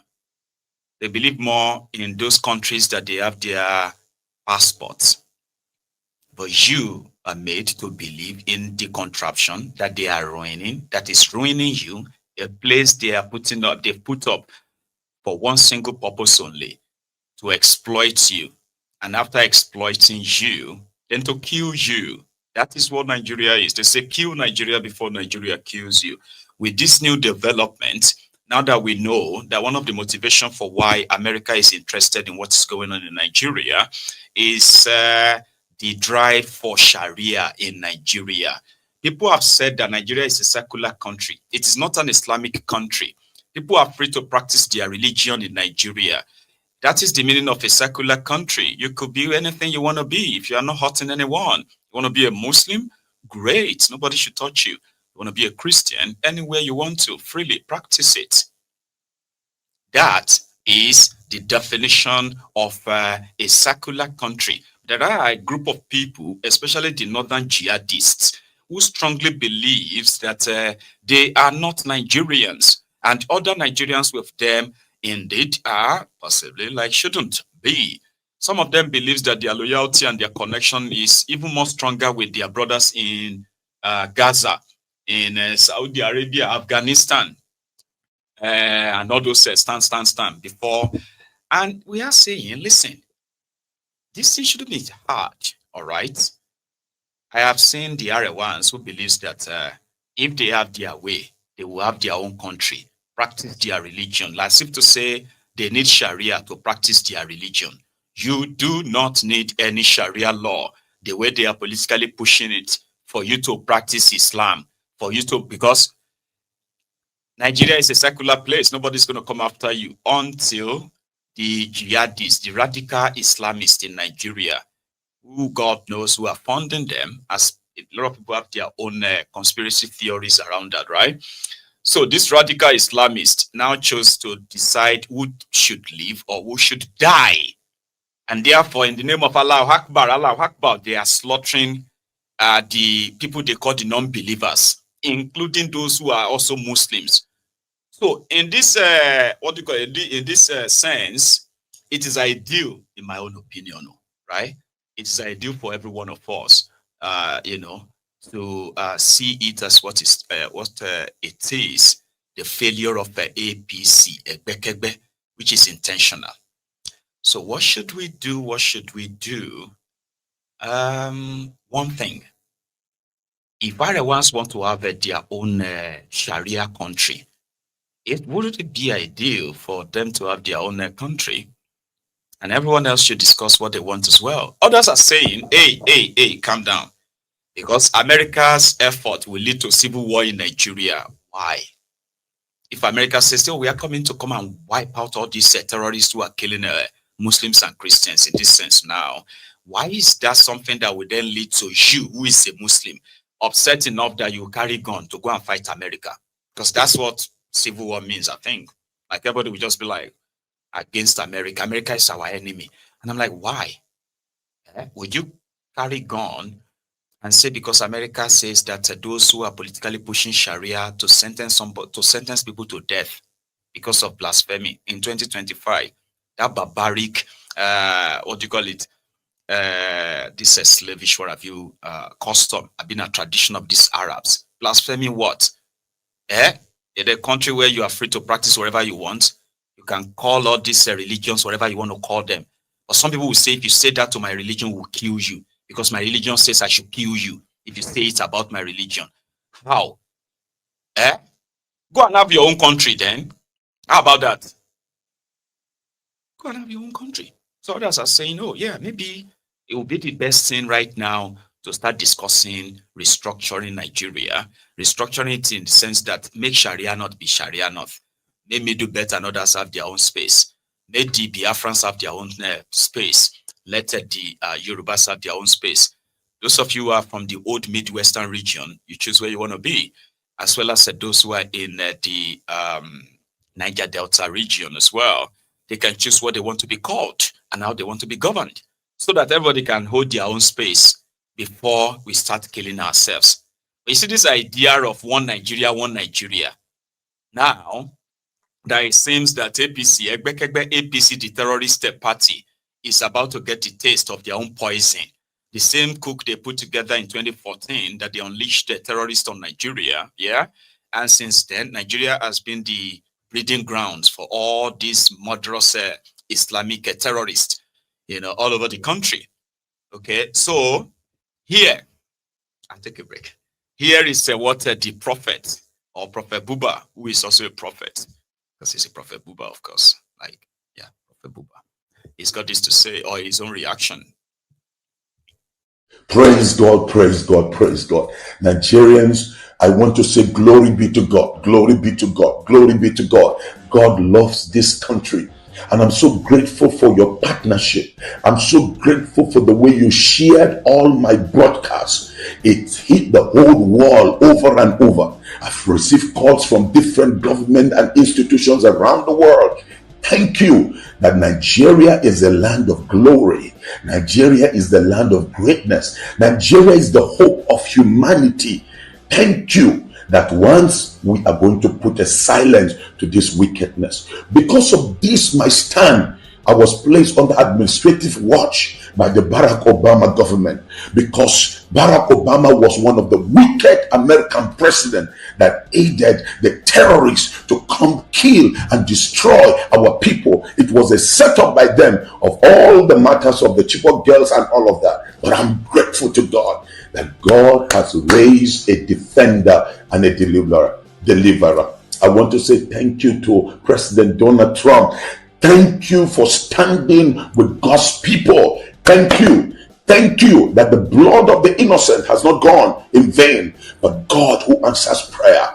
Now, I want to appreciate Ted Cruz. I want to appreciate Anon, Mayor Anon, and all of you that have joined together to say this Christian genocide must stop. This genocide must stop. This genocide on the Hausa community must stop by these Fulani headers, terrorists. Both Makban and Mayati Allah, all of those terrorist associations must be disbanded, must be cleaned up.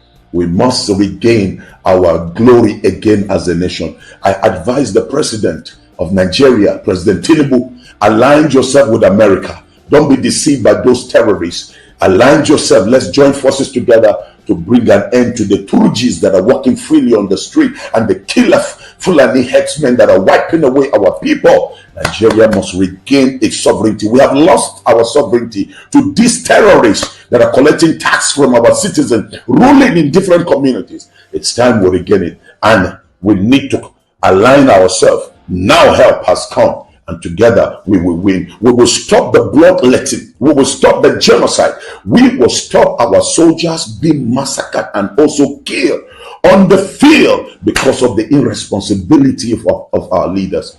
Now, Nigerians, I want to say to you, on the 29th of November, 29th of November, I have said in the last broadcast, we shall be gathering in different locations to pray and ask God's power. Let's keep that for there. Thank you very much for your position, Mr. Buba, the Prophet Buba. So he's been very consistent. For those who have paid attention, of course, he has been very consistent. And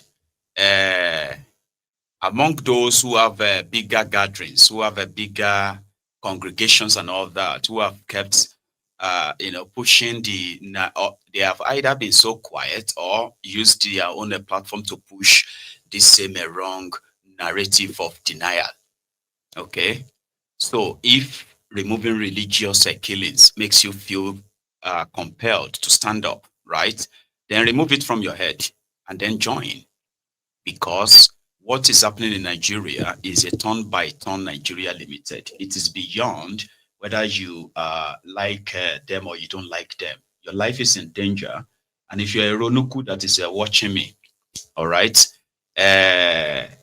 your own life is also in danger. Nobody is spared. It's just that you have perfected the art of living in denial, telling yourselves that your imaginary enemies are more stronger and powerful than your physical ones who are laughing, or your physical friends who are laughing with you and at the same time selling you off. That's what I talk about all the time. And every now and then, the criminals in Nigeria always give me reasons to turn on my camera. Okay? And whatever you hear on Maiyegun's diary, Politico, they are not like direct instructions, you know. I don't do that. What I do most is to let you see things clearer, all right? And at the same time, maybe you can process it enough to make an informed decision. Because whether you make it or not, right, we are all in this, and it will touch everybody. It's just a matter of time. So what is the ideal thing for Tinubu to do in this instance, in this situation? It's very simple, right? Initially, some of us have suggested that, okay, how about Nigeria actually seek help, like Goodluck Ebele Jonathan did in the, what do you call it, in the peak of the full, sort of the Boko Haram terrorists that threatened their election. That's one thing again, to let you know that they have all the capacity to crush all these terrorists without this pampering that they have been doing. When Boko Haram threatened the 2015 elections, Goodluck Ebele Jonathan postponed the election, and he gave the military just one single mandate.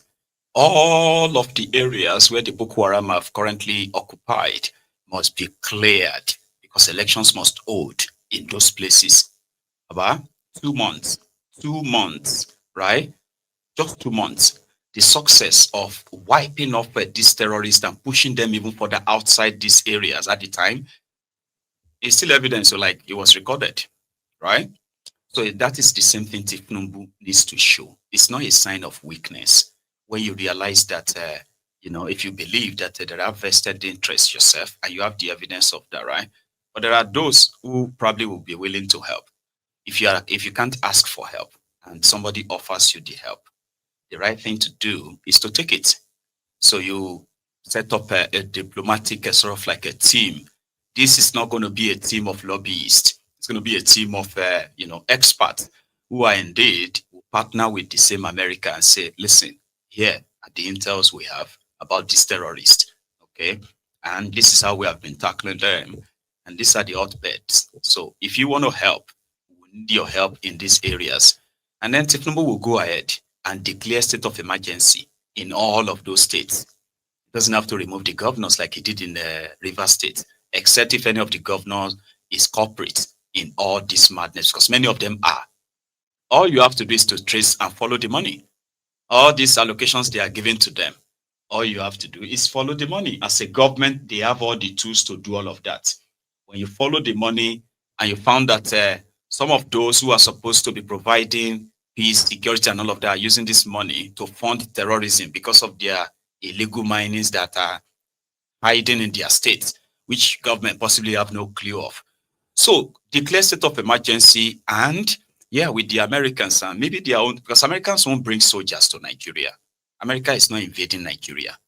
That thought and all this nonsense talk, right, is the APC, Egbekegbe's ways of distracting you, so that at this right now, most of you are holding America responsible. Somehow you are even blaming them for what is going on in Nigeria.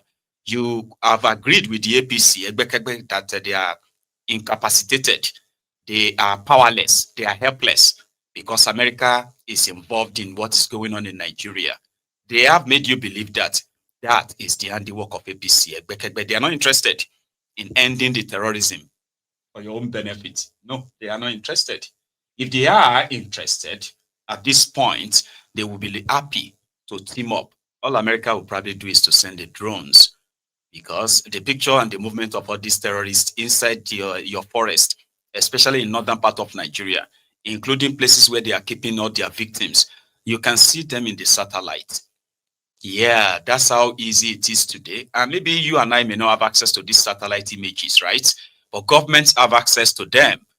Governments have access to them. And if America is ready to share that with Nigeria, if Nigeria doesn't have, which I don't believe they don't, with what we know so far, Sheikh Osama bin Gumi is famous for tracking these terrorists to their different camps, from Kaduna to Zamfara, to Adamawa, to Yobe, to Taraba.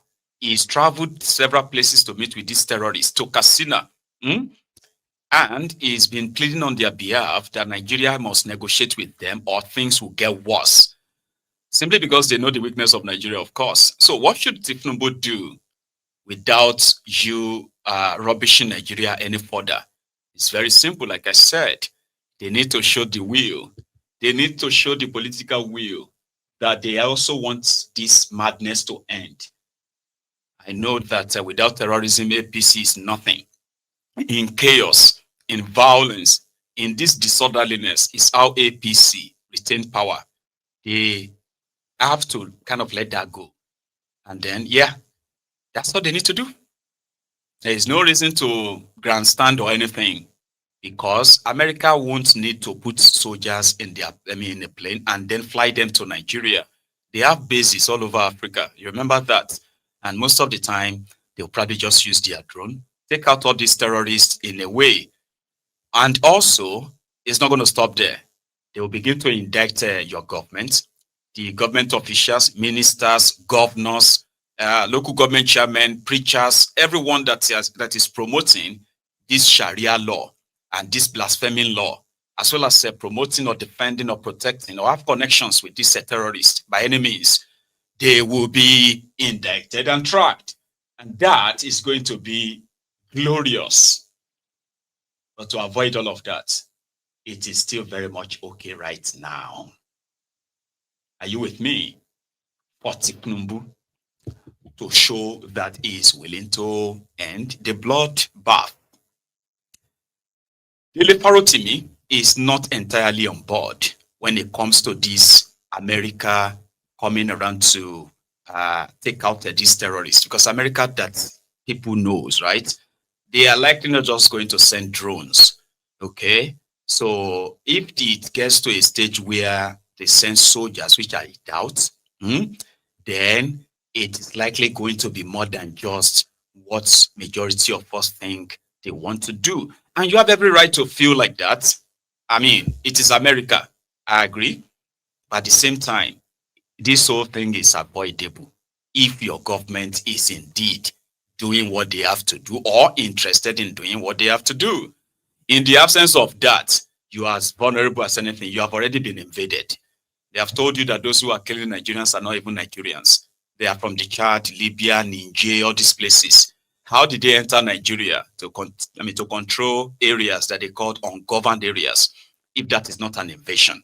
How did the Fulani Janjaweed decide to go to Ekiti State and kidnap farmers and kill those who resisted? What is the correlation? Ekiti doesn't share border with any Fulani state in Nigeria. And if you are a Fulani in Nigeria, you probably have your own state. So why should a Fulani from Zamfara carry gun, AK-47, and start killing people in Ondo State? Simply because he's what? He's a Fulani. You get what I mean now? So yeah, if your government doesn't show that they are indeed done with these guys, you will continue to be open to this ridicule. But Dele Farotimi feels this way. Badly complicit in what has happened to us. You can help us. Yes, you can. America can be a true friend to progressive forces in Nigeria, but not by coming in with your guns blazing. We don't need you coming into our country, guns blazing. Just stand by the truth and insist on the right things being done. Now you have discovered the cherished Christians in Nigeria.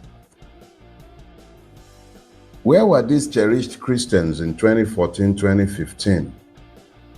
When the Obama regime, whether you like it or not, at the end of the day, was the American government. When the Abacha and when the Obama regime was busy helping to install the APC government, which brought in the reign of Islamists and the attendant security challenges that we are facing today that have been killing these same cherished Christians in droves for over a decade. What has America been doing about it, and what did America ever say? So I'm happy that all of a sudden America remembers that there are cherished Christians in Nigeria, but there are also cherished Muslims. There are cherished Shia Christians, Shia Muslims who have been slaughtered in hundreds without America saying a word for years. So yeah, I agree with you in total. The Nigerian government had better move fast, because if it doesn't move fast, this country will be gone, whether America comes in gun blazing or not. And that is as far as it concerns the Americans. My enemy's enemy is not my friend. But the Americans are not our enemies. But they are also not our friends. Americans are Americans. Donald Trump is beholden to the American people. And it is his interest that Americans are bettered. So at any point in time, understand that he is elected to serve Americans. And when he is speaking, he's speaking promoting American interests. There are cherished Christians who are today being slaughtered in America, treated like animals in American detention centers, clamped in cages, and they are Christians. Latin Americans don't come more Christian than that. They're Catholics, largely Catholics. They don't ask your identity before they clamp you in their detention camps. So please, I do not require Mr. Donald Trump to tell me how nasty my country has become. It is nasty. Does it need help? Yes, we need help. Do we need to find ourselves? Yes, we do. Has Donald Trump lied in any way? No. He largely told the truth. My own position is that yes, help us, but we must help ourselves. It is up to us to help ourselves. Now, why I said I'll lay down the American case first is because it dovetails into what I had already set myself this week. No saints, no sinners, just Nigerians.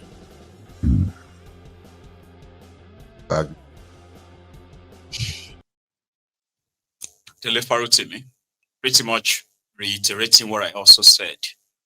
No matter what they are telling you right now, no matter what they are saying, America is this and that, there's something I want to remind you or possibly point out. There is nothing going on in Nigeria that America doesn't know. And they've been like that for years. They have their people in Nigeria. They have, it is America. And they will always pursue what really better their own interest. It is America. America went to this country, they went to that country, they did this or that. Listen, if Nigeria has a leader, if Nigeria actually have a government, you will not be ridiculed to this point. Yeah, Trump may probably go into this. You've seen those countries who went, that Trump went into this tariff crisis with at the time, because it could only probably compete with them economically or try to fight them economically and all of that stuff, right? That stage is respectful stage. Nigeria is not there. It's not in that stage where world economists and all of that will be targeting Nigeria in a way to say, no. Nigeria is a beggarly nation. No thanks to the criminals who have mismanaged intentionally for decades. And this last decade is the worst that ever happened in the history of that contraption. They've kept the people more divided and then poorer. So you don't need Trump. You don't need America. In fact, the most you need of America is the weapons, I think. But if we are using the word Nigeria as a country, 65 years of independence, Nigeria has been so mismanaged that Nigeria is collecting used weapons. hold old weapons, aircraft that all these world powers are they want to dispose of. They are dumping them in Nigeria. And these are the weapons that Nigeria is parading as their own weapons, because they've not grown enough to actually generate electricity, 24 hours electricity for the entire country in 65 years. They've not been able to. Talk less of them building their own weapons and the rest of that. They couldn't. They haven't. So Nigeria is a beggarly nation, no thanks to these Olori Burukus in charge. And they have succeeded in raising generations, docile generations, who also believes that there is a ceiling to what they can aspire to be, the height they could go in life. They believe that the ceiling has been placed on them, and it is rude to try to want to pull out of it. They've raised a generation of cowards that will continue to enable them as well. So Nigeria have nothing to stand up to the rest of the world. So therefore, Nigeria needs help. And there's nothing wrong in asking for help. No, there's nothing wrong. Yeah? But you must have the will that you actually want something to change and you need help. And then you get the help. They do not have the intention of ending the terrorism in Nigeria. It is an industry. It keeps spreading and spreading and spreading until you have had enough. And then you will slide straight into civil war. When you slide into civil war, a lot of you will realize that you have more guns than your population in circulation in that contraption. I promise you. And then you realize that, once you have a decentralized existing administration in the contraption, when the whole thing collapsed and pathways and all that, majority will become warlords that will start controlling their own areas, territories. So to avoid all of that, maybe we should start doing it now, Isaac Fayoshe also kind of like dropped his own take on it. I want you to hear it. Wow. The reason why we are still facing insecurity this much is because our president is desperate for second term. So even though he's got good policies, but he is unable to implement these policies. Look at state police. They said they back it. They said they love it. I've made over 50 videos on how state police can reduce our security problem by 65%. They know the truth, but they don't want to because he doesn't want to offend the governors, or he doesn't want the governors to have more power controlling their own police, so he can win second term. That's the only thing that is stopping state police. Imagine by the time they install all themselves, all the campaign body reinforce themselves back, you will see it will start backing up these policies. Look at local government autonomy. 2 years. Has that happened? No, he doesn't want to offend the governors. He wants one party state. He is so desperate for second term that to perform, it will be difficult, because to perform means you need to check your governors, check everybody, put them in check. But if you cannot do that because you want something from them, no, that cannot be growth. So we are not facing this insecurity because we can't solve the problem. We are facing it because our leaders are desperate, very, very desperate. They are happy to reinforce failure in our system. Look at Ekiti governor. Why will any normal party reinforce that kind of person? Think now. But because they don't want to rock the boat, they just want to yell at anybody as long as you are standing on this mandate. What mandate? Mandate that cannot implement its own policies. We are big on paper, but we are small. We are dwarf in real life. I'm telling you, and that's leadership problem. Desperation for second time. Look at Ekiti. I gave the governor 1 week to commission as 3 years anniversary.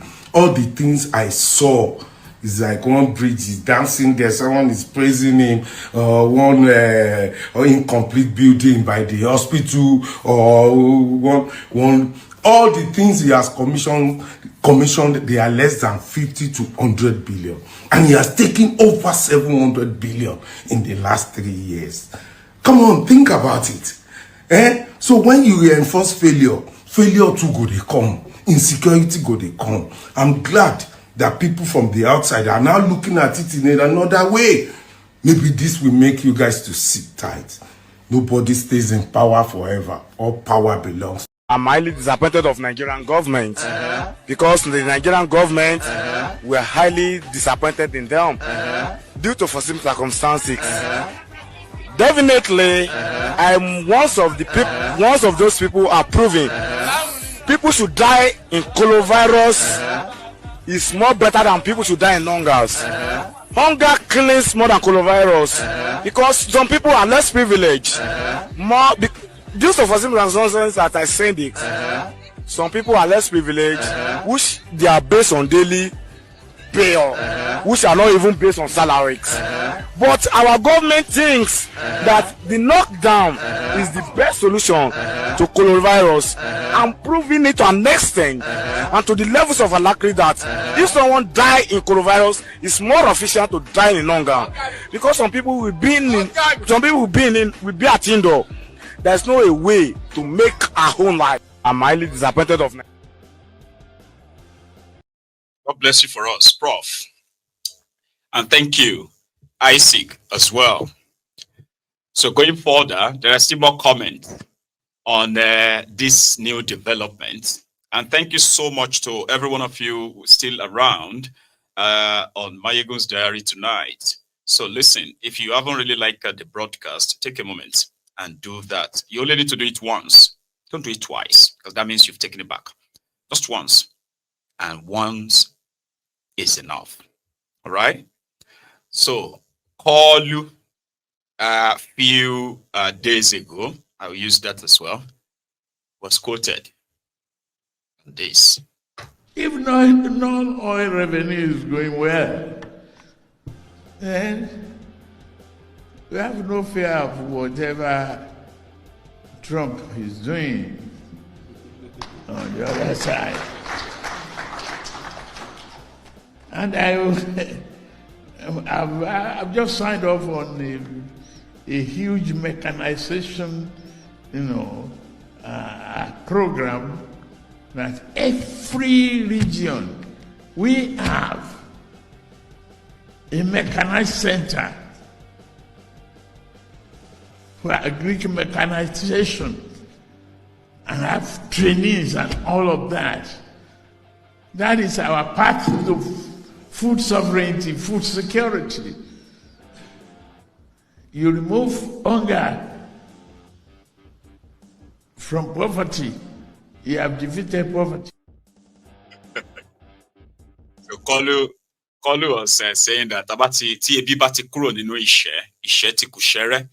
So mean if you remove if you take out hunger from poverty, then the poverty seems like will probably like a subside or something.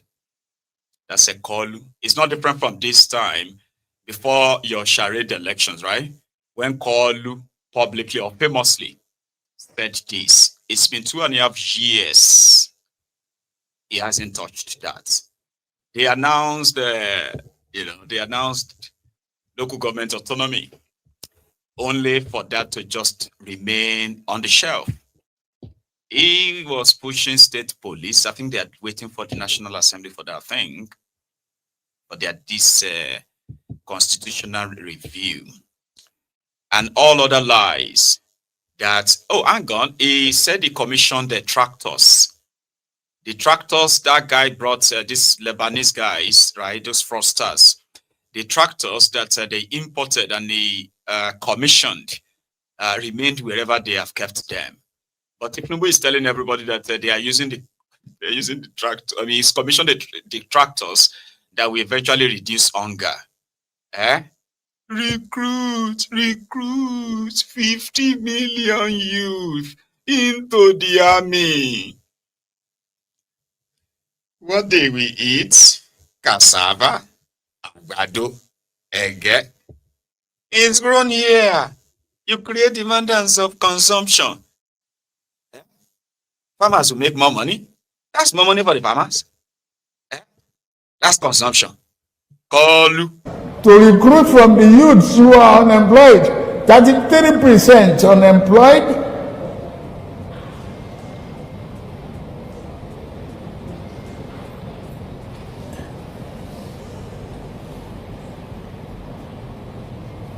Recruit 50 million youths into the army and the take away from their recruitment source. What they will eat? Cassava, àgbàdo, corn in the morning, yam in the afternoon. It's growing here. You create demand and consumption.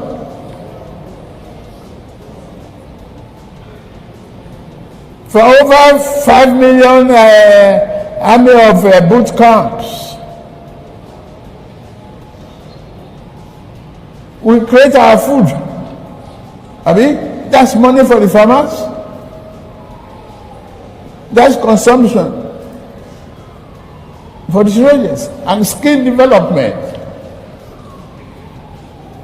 Don't call them illiterate. Don't talk about illiteracy. Anybody who can own gun, who can handle gun, who can cock gun and clean the chamber and cock and shoot is technically competent to repair a tractor. Things are getting better for Nigeria. Things are getting better. For Asiwaju is on the throne. Things are getting better. Things are getting better. Things are getting better. Mr. President, things are getting better. Hey, I said, things are getting better for Nigeria. For Nigeria is on the way. Progressive government, things are getting better. Asiwaju, congratulations. He suffered stroke. And he's been managing that for a while. So Akpabiole right now is partly disabled. Just thought you should know. And some believes that whatever happens henceforth, going forward, all the signs are showing that Tinubu will be a one-term president of that contraption. Oh, somebody even said it, by the way. Please watch this. Bola Tinubu, how far 2027? I've noticed in the last couple of days, your office, your campaign team have been relatively quiet about the re-election bids for 2027. Apart from a political campaign that your son Sheikh Tinubu went to do in Benin to inaugurate the City Boy movement, of course, though it's not the hub of misguided misfits, delusional and government officials that should be in care homes with learning disability, all forms of schizophrenia, autism, some of them with attention ADHD, so to speak.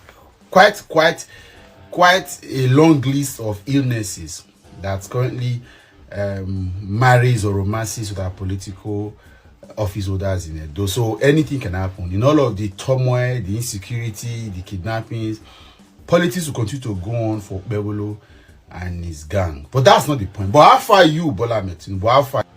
This is what we were saying all of this while. They should focus on governing Nigeria. I made a video to stand, to put out in clear fact, in my own way, the pros and cons of the alleged invasion of the US military into Nigeria. A lot of people have stood against it. They think it is sacrificing our sovereignty for what is not worth it. They have given examples of interventions in Iraq, in Syria, in Afghanistan, and even nearby neighbor here, Libya. But also, I've also been able to expose in that video that you need to watch later on a few of these interventions the United States have had without full-scale war. And some form of intervention that looks like support, funding, intelligence gathering, surveillance, working with the government. So we have a choice to choosing to either say no to the US government or allow them work with us to solving the problem. But that video will come up later. But I'm more concerned now that to asking Bola Tinubu and his co-conspirators, how far with 2027? Can you now see that 1 year is enough to change the dynamics of all of our conversations? You were cruising to control, to victory in your own words, and you felt like it was Uhuru yet. But now you are seeing that all of these things have started to play out, and a lot more will play out. Why we don't want an invasion of another government on our soil? We also do not want a stupid exclusion of the people from the running of things from in their own country. Yes, we don't want foreigners on our soil.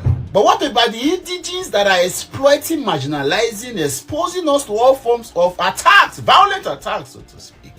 It's that time we call ourselves to order. Bola Tinubu, how far 2027? You cannot see that the ball is not in your court anymore. You don't hold the knife and the orange anymore. My people in Benin say, ule, kunario body moeji. Mami ule gare, izede ukbogaba. Oh, that's it. When the race is small, it is easy, short distance, you can, as a lady, hold your breast and run, and you are careful. They see some level of panache, composure, style, elegance. But when the real race comes for life and death, you forget that you own two mammary glands. Again, Bola Tinubu, how far 2027? Can you focus on leading Nigeria? Whether or not you have 6 months to work, you have 1 day, 2 years, is it consequential? And I tell you, you have a chance to making Nigerians even fall in love with you even more right now. By being patriotic, not just in defense of we are a sovereign country, all of this hula balu, no. Defend Nigerians. Protect Nigerians. Whether they are Christians or Muslims or whatever, protect them. I stand, based on intelligence available to me, information, what I've been able to read, that there's a targeted attack against Christians in Nigeria, against people that do not believe in the Islamic religion, so to speak, in certain parts of this country, in the middle belt, in Plateau, in Kaduna, in Benue, in Kogi, in Abuja, in Taraba. These Christian states, a lot of attacks have been targeted against them. Even in Borno, I've interviewed people on my platform that could tell that these attacks are targeted against Christian communities. But you've been aloof. In short, you've romanced and brought into your government people that were once been fingered to being part of a sinister act of terrorism against our state. Bola Tinubu, after 2027. Focus on fixing Nigeria. Leave whether you'll be re-elected. You are not God, and anything can happen. This is just 2025. There is still 2 more years, or there's a couple of almost 2 more years to go. You don't even know what is going to happen. So stop cruising. Fix Nigeria. Fix all classes. You know what they call F level? When you get failure in all the subjects that you take. F9, F8, F9, F8, FF. Double F. That is his name. This is not the Ahmed Bola Tinubu I know. Since 1992, when I encounter you, I don't think this is the Ahmed Bola Tinubu I know. That calls me his friend, and I call him my friend, and calls me my son, and I call him my father. This is not the Ahmed Bola Tinubu I know.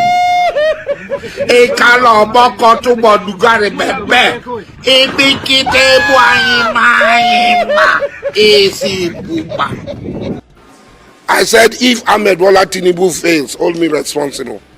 You say? I say, if Tinubu fails, hold me responsible. Thank you. The job people are already angry that this is the worst government. We have just started. We must learn a lesson. This man! You gotta trust man. Man, Adam, your eyes will see what your mouth cannot talk. We are a poor nation. they ban coal, we follow. They say firewood, not food. They say we need to plant more trees. And they are not giving us money.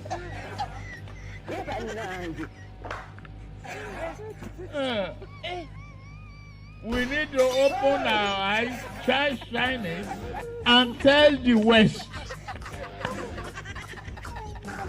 If you don't guarantee our finances and work with us to stop this, we are not going to comply with your climate change.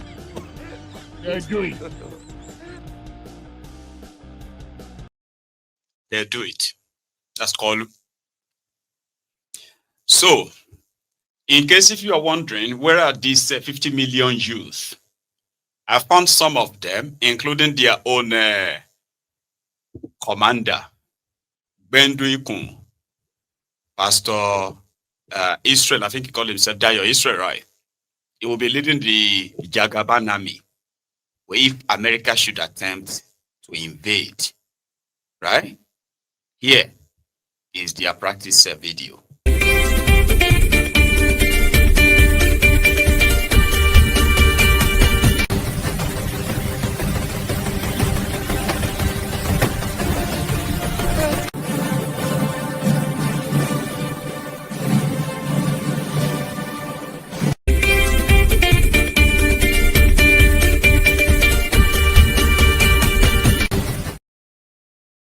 He will lead them, the Jagaban army.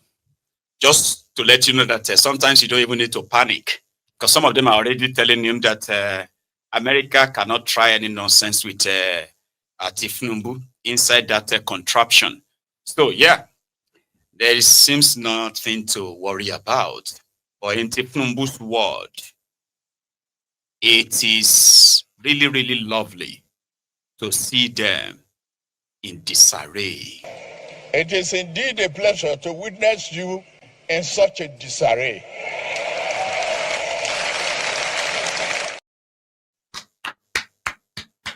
It is a pleasure. Tomorrow is going to be another day. And please pray.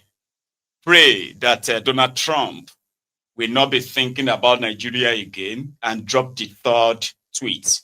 If Trump dropped the third tweet, and I have a promise for you, they've already concluded the places they are going to bomb, the locations of these jihadists they are going to target. Few days after, if Trump should tweet again now, few days after that, the next tweet is going to tell you about who are and how many terrorists they have executed inside Nigeria. Lubama, get started. Arewa terrorists, Arewa jihadists watching me right now.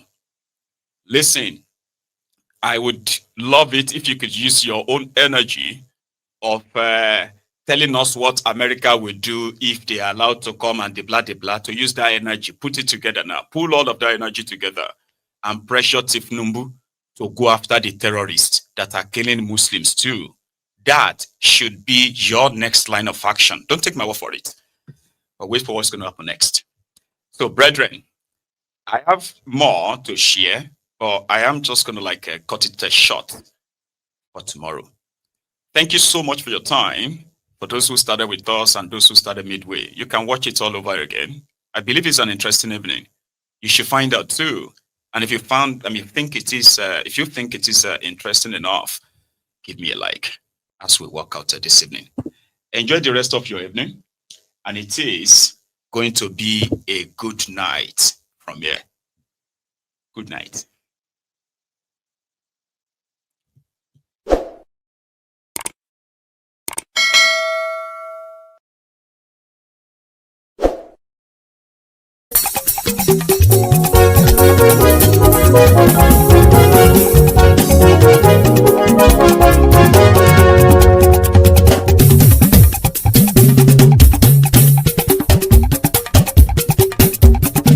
Maiyegun làwa mọ̀ làmọ̀ tó dòdòdò. Maiyegun dayari Maiyegun number one. Maiyegun làwa mọ̀ làmọ̀ tó dòdòdò. Maiyegun dayari Maiyegun number one. Maiyegun ti dé o ọ̀rẹ́ ará ìlú. Maiyegun dayari.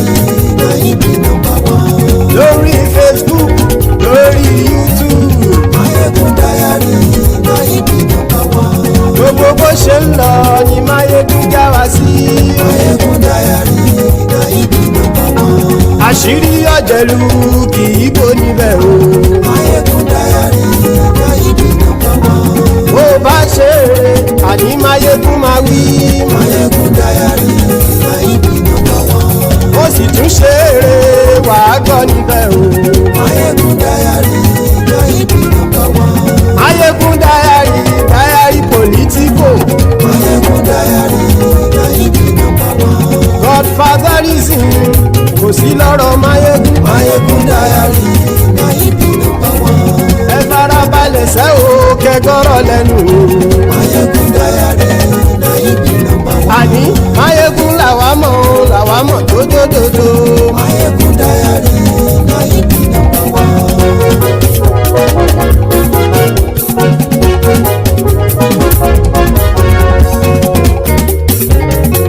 Àní ẹ̀sùn ràkì.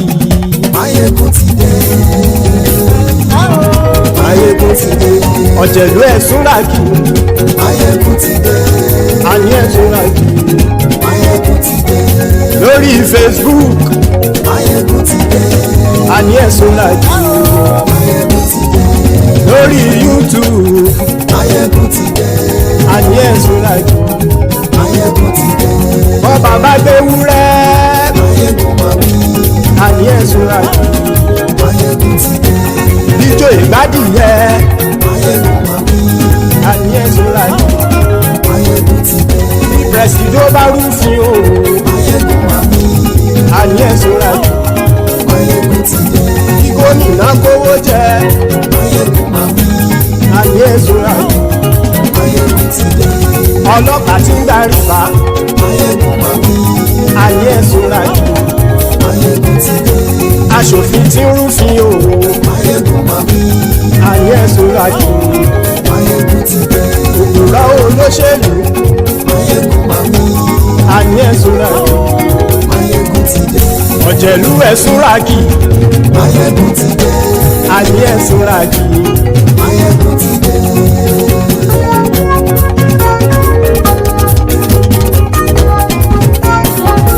Maiyegun ti dé. Gbogbo ọ̀jẹ̀lú ẹ̀sùn ràkì. Maiyegun ti dé. Gbogbo ọ̀jẹ̀lú ẹ̀sùn ràkì. Ṣùgbọ́n ní bá ti ṣe èyí tó yẹ kí wọ́n ṣe, ọmọ bá dèrò ní fi wọ́n níran o. Maiyegun ti dé. Gbogbo ọ̀jẹ̀lú ẹ̀sùn ràkì.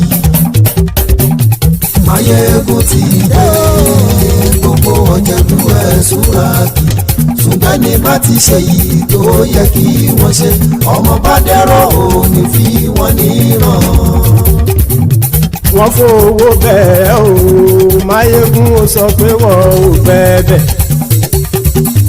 Wọ́n fowó bẹ́ẹ̀. Maiyegun ó sọ pé wọ́n ò bẹ́ẹ̀.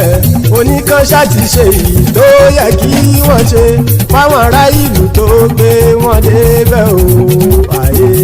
Maiyegun ti dé. Gbogbo ọ̀jẹ̀lú ẹ̀sùn ràkì. Maiyegun ti dé. Gbogbo ọ̀jẹ̀lú ẹ̀sùn ràkì. Ṣùgbọ́n ní bá ti ṣe yìí tó yẹ kí wọ́n ṣe, ọmọ bá dẹ́rọ̀ ò ní fi wọ́n níran. Kì máa yí ṣe eré, ọ̀rọ̀ yìí kì í ṣe ẹ̀fẹ̀. Kì máa yí ṣe eré, ọ̀rọ̀ yìí kì í ṣe ẹ̀fẹ̀. Ẹni bá ti lè lẹ́bọ̀ lẹ́rù o, ọmọ bá dèrò kàṣà ìtú wọn síta. Maiyegun ti dé. Gbogbo ọ̀jẹ̀lú ẹ̀sùn ràkì. Maiyegun ti dé. Gbogbo ọ̀jẹ̀lú ẹ̀sùn ràkì. Ṣùgbọ́n ní bá ti ṣe yìí tó yẹ kí wọ́n ṣe, ọmọ bá dẹ́rọ̀ ò ní fi wọ́n níran. Tẹnitẹni ọmọ Maiyegun ọ̀rẹ́ ara ìlú mọ̀mọ́ ni mo fọlọ́run ṣọ́ ẹ̀ bá kìlẹ́bù. Lóòótọ́ olódodo ìlú ọ̀tá ìlú mọ̀mọ́ ni ìwọ ṣá máa ń ṣọ́ra kò sì mọ́ bẹ̀rù. Bọ́tà ń lè rí bóníṣègùn lé káwọn mọ̀mọ́ fi ṣera wọn ni ó ti dẹrùn tí wọn ò gbọ́dọ̀ sì mọ́ bẹ̀. Èèpo ọ̀bọ̀ lọmọ bá dérò tàjẹ́ ò gbọ́dọ̀ jẹ́, ó ti jọba lórí àbínú ẹni kò sì mọ́ bùyà. Àìsíwọ́lu ní ẹnìkẹ́ ìgbódì ẹyin lábàrá o, ó kó ẹni tó bá dán wò á kàmù. Maiyegun ti dé gbogbo ọ̀jẹ̀lú ẹ̀ túnra kì. Maiyegun ti dé gbogbo ọ̀jẹ̀lú ẹ̀ túnra kì o. Ẹni bá ti ṣe yìí tó yẹ kí wọ́n ṣe ọmọ bá dèrò òní fi wọ́n níran o. Maiyegun ti dé gbogbo ọ̀jẹ̀lú ẹ̀ túnra kì. Maiyegun ti dé gbogbo ọ̀jẹ̀lú ẹ̀ túnra kì. Ṣùgbọ́n ní bá ti ṣe yìí tó yẹ kí wọ́n ṣe ọmọ bá dèrò òní fi wọ́n níran.